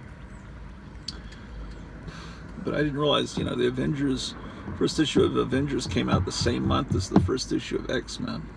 When I first met my good friend, who passed away a few years ago, in 1984, I was at in the university, and he was studying film, and he was about to make a project for his class where he made a student film. And so I worked with him on that student film, and all of his friends worked in some capacity as he made this student film. I even appeared in it. And we were filming. He had created a set in his brother's garage. You know, this set of a bunker, you know, with all this military weapons and everything. So we were in his garage, real close to real close to where I live now. And so we're in this, and there's a grocery store bag, you know, like the bags they used to have that were actually made out of paper that folded. And so I looked in the bag, and on the top was X-Men #1. It wasn't bagged or anything. The very top right-hand corner, there was a slight scorch mark where it had been through a fire. And so that was his childhood all his childhood comics. They're mostly war comics. He had a girlfriend, a jealous girlfriend at one time, that had gotten so jealous that she burned his house down and went to prison. So I guess those comics survived the fire. And X-Men #1, I said, do you realize what this comic's worth? This was in 1984. And he had no idea. And I think he still has it, and I mentioned it to him recently when I saw him at his one of the other brothers in the family's funeral. And anyway, so I need to talk to him again, because they said that's really gone through the roof. The first issue of X-Men. It was in good shape. It just had a little tiny burn mark. Not very big. It gives it character, especially if you know the story. There's a famous copy, I think it's either Spider-Man #1 or Amazing Fantasy 15, where some angry wife wrote all over the front cover, like, "Fuck you," in your comic books, and it's I need to look online to find the story behind that, but it's like, it's famous because it was, she knew which comic to destroy, wrote all over the cover. But it has a story, and comics have stories, and that's interesting when comics have stories, when a coupon inside the comic has been filled in but not cut out. I don't consider that damage. When the coupon's cut out, oh, I hate that. But when they just filled it out and then they just realized, oh, I don't have the dollar to send this off, and he never cut it out, but he or she was dreaming and wrote in their name and address and how old they were, and to me that's cool, because then you can, and I do this all the time, I look up where did this comic come from. I had a comic the other day, I don't know, Tales of Suspense or something. That one actually had a stamp on the back with someone's name, Mr. and Mrs. something, and it had their address in San Antonio. I looked it up. It was a tiny little frame house. But I just thought, that's the house where this comic used to be. Yeah, that's cool. I don't know why that's cool to me. I like the history of comics, but I like also the history of an individual comic. That one issue, what was its history? Did it have one owner that bought it back in the 60s? Why did they sell it? Did they pass away?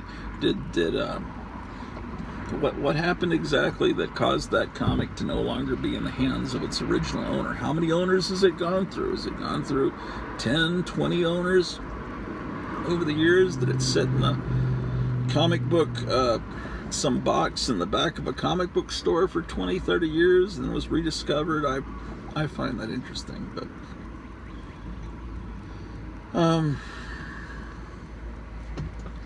so anyway,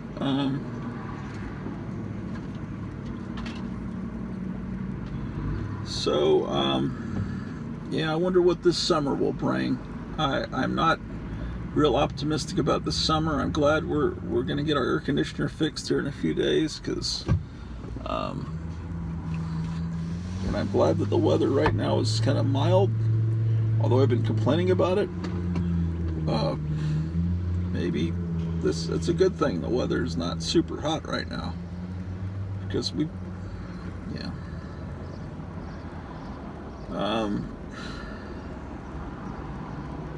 so I'm waiting for the store to open. I got here too early because I'm just there's something wrong with me.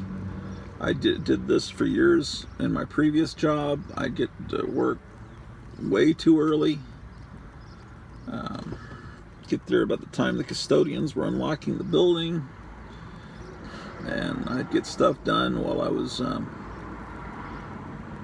waiting for everything to start.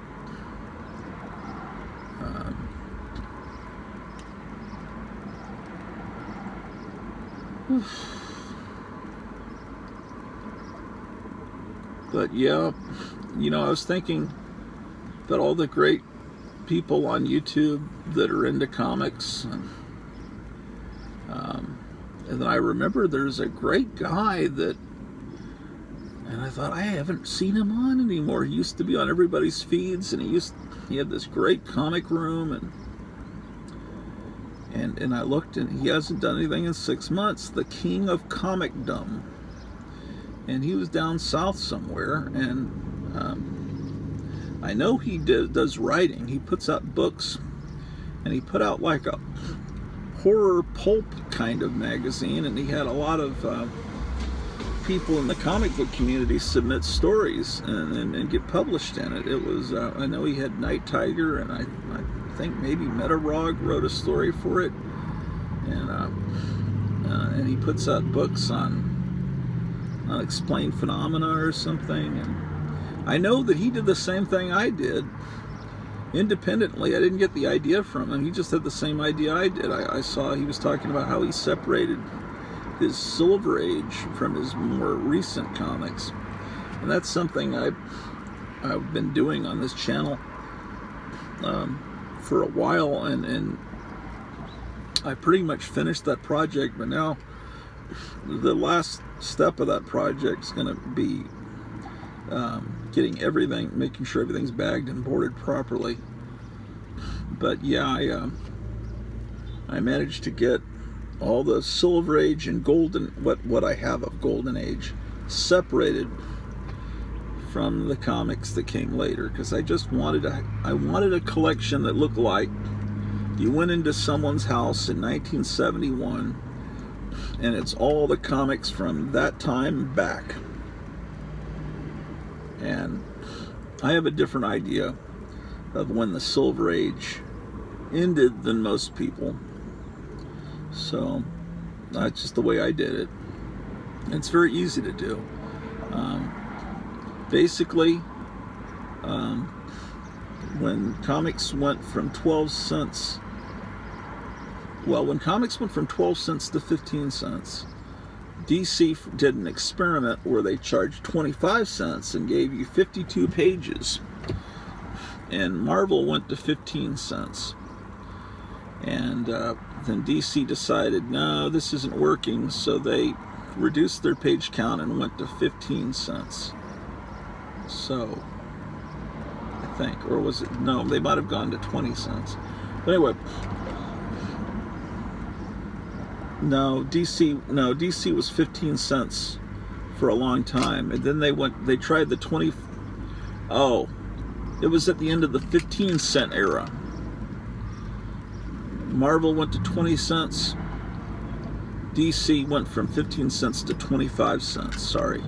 And that's, they decided to charge an extra nickel and give more pages. Marvel just went to 20 cents and kept the page count the way it was. That's the way it was. So to me, when the 52 page DC experiment ended, and that's when so all DC, 10 cent, 12 cent, 15 cent, and 25 cent go in my old boxes, my Silver Age and back boxes. And Marvel, what I consider to be the end of the Silver Age for Marvel is when they stopped having the box in the left-hand corner with the picture of the character, and they went to the cigar strip, or the title, the Marvel Comics group going across in a band across the top. To me, that's when the Bronze Age began for Marvel, with the 20 cent era. And yeah, so that's how I did it, and it's very easy to distinguish and put them in piles. You don't have to open up and look at the indicia, or however you pronounce that, to see when the month and year. And that's contrary to what conventional wisdom is the when the Silver Age ended. And but that's how it ended in my world. And so, because to me, the books, the Marvel books that had that box in the corner, that apparently was Steve Ditko's idea to do the box that way, those comics when I was a kid always were exotic and old, and old being a good thing to me, because most elementary school kids think something that's old is bad. When I was in elementary school, something that's old was wonderful. I loved old things. So when I saw a comic that had that, It was amazing. I remember I traded a friend, and that was the first Silver Age comic I ever had. It was a Neil Adams cover, X-Men, with Kazar looking down at them from some mountain overhanging rock outcropping, whatever. He's looking down at the X-Men. That was the first Silver Age comic I had. And yeah. So, and then I got a few more in trades with my friend, another friend. I got a couple of issues of Peter the Little Pest, later became Petey. Those were reprint comics of Marvel's attempt to rip off Dennis the Menace in the 50s. And he was called something else in the 50s, but when they reprinted them in the early 70s, they called him Peter. And then somewhere I read or heard, or more than a few places I've heard, that they have established in Marvel continuity that that little guy, Dennis the Menace guy, that would break the things with baseball bats and things, is actually Peter Parker when he was a little kid, living with his parents before whatever happened to them. They've since come up with some storyline after I stopped reading those comics. They came up with some storyline that Peter Parker's parents were they explained that they were SHIELD agents or some kind of secret agents, and they were killed. But that was never explained or talked about in the comics. Then when I was reading them, it was just Aunt May and Uncle Ben. But that's all right. Yeah, so I got those. What other were the first? Yeah, those were the first of that era. Oh, and then some issues of Not Brand Ech, you know, from that time period. The first time I saw Not Brand Ech, a kid brought to school a copy of Crazy number 3, which was a comic book that Marvel put out reprinting Not Brand Ech stories. It must have been about 1972, and it was reprinting Not Brand Ech, I think number 6. It had the parody of the Fantastic Four's origin and it was panel for panel a parody of Fantastic Four number 1. And Jack Kirby, I think, did all the layouts, and Maurice Severin did the inking. It was wonderful. And then they had a parody of Superman, making fun of the Mort Wessinger era with all the different Superman family characters and pets, and that was in there, and I love that. I actually managed to trade him for that horribly beat up, filthy Crazy number 3, which I later got another copy of, or several copies of, and then I've gotten more than a few copies of the original Not Brand Ech issue. I just love it,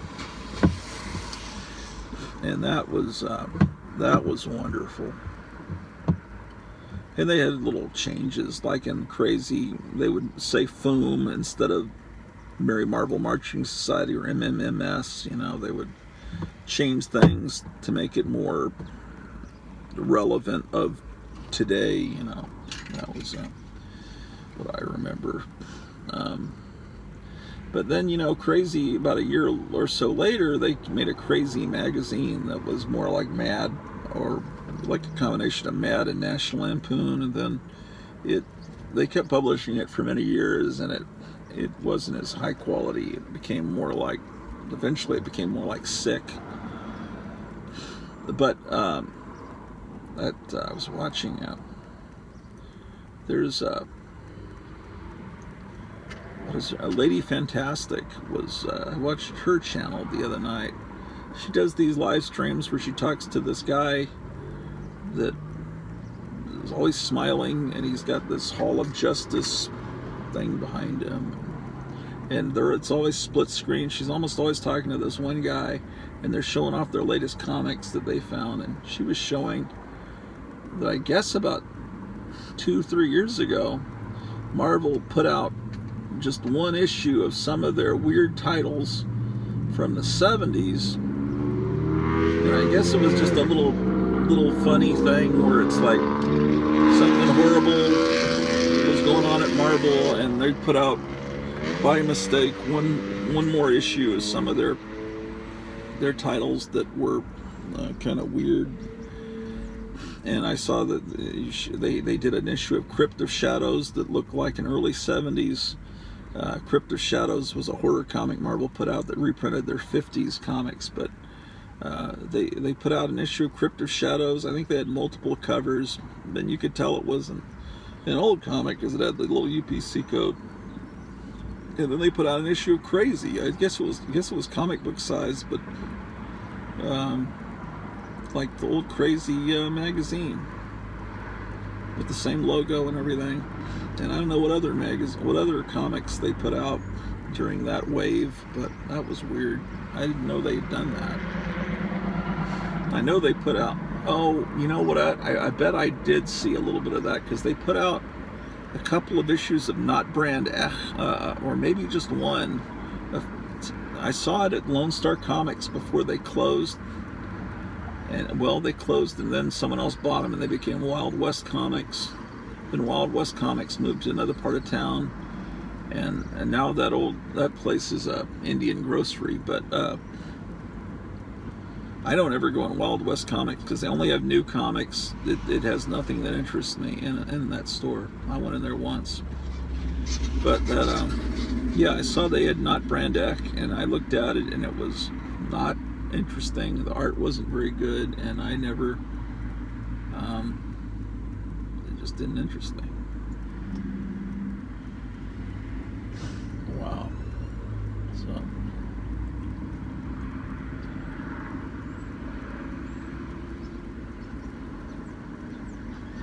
So yeah, I just I don't know what's going to happen to the world this summer. Things will probably get crazier.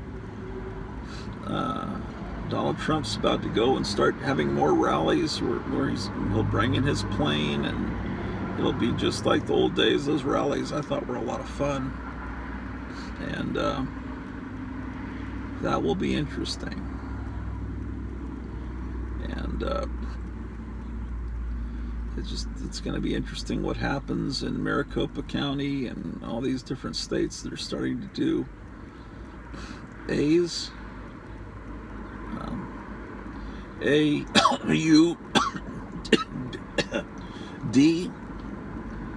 ITS. They're doing those. I don't want to say that word. That'll be interesting what the results of those things are. Oh, man. Wonder if the sun will ever come out again. But the sun will come out tomorrow. Bet your bottom dollar that tomorrow there'll be sun.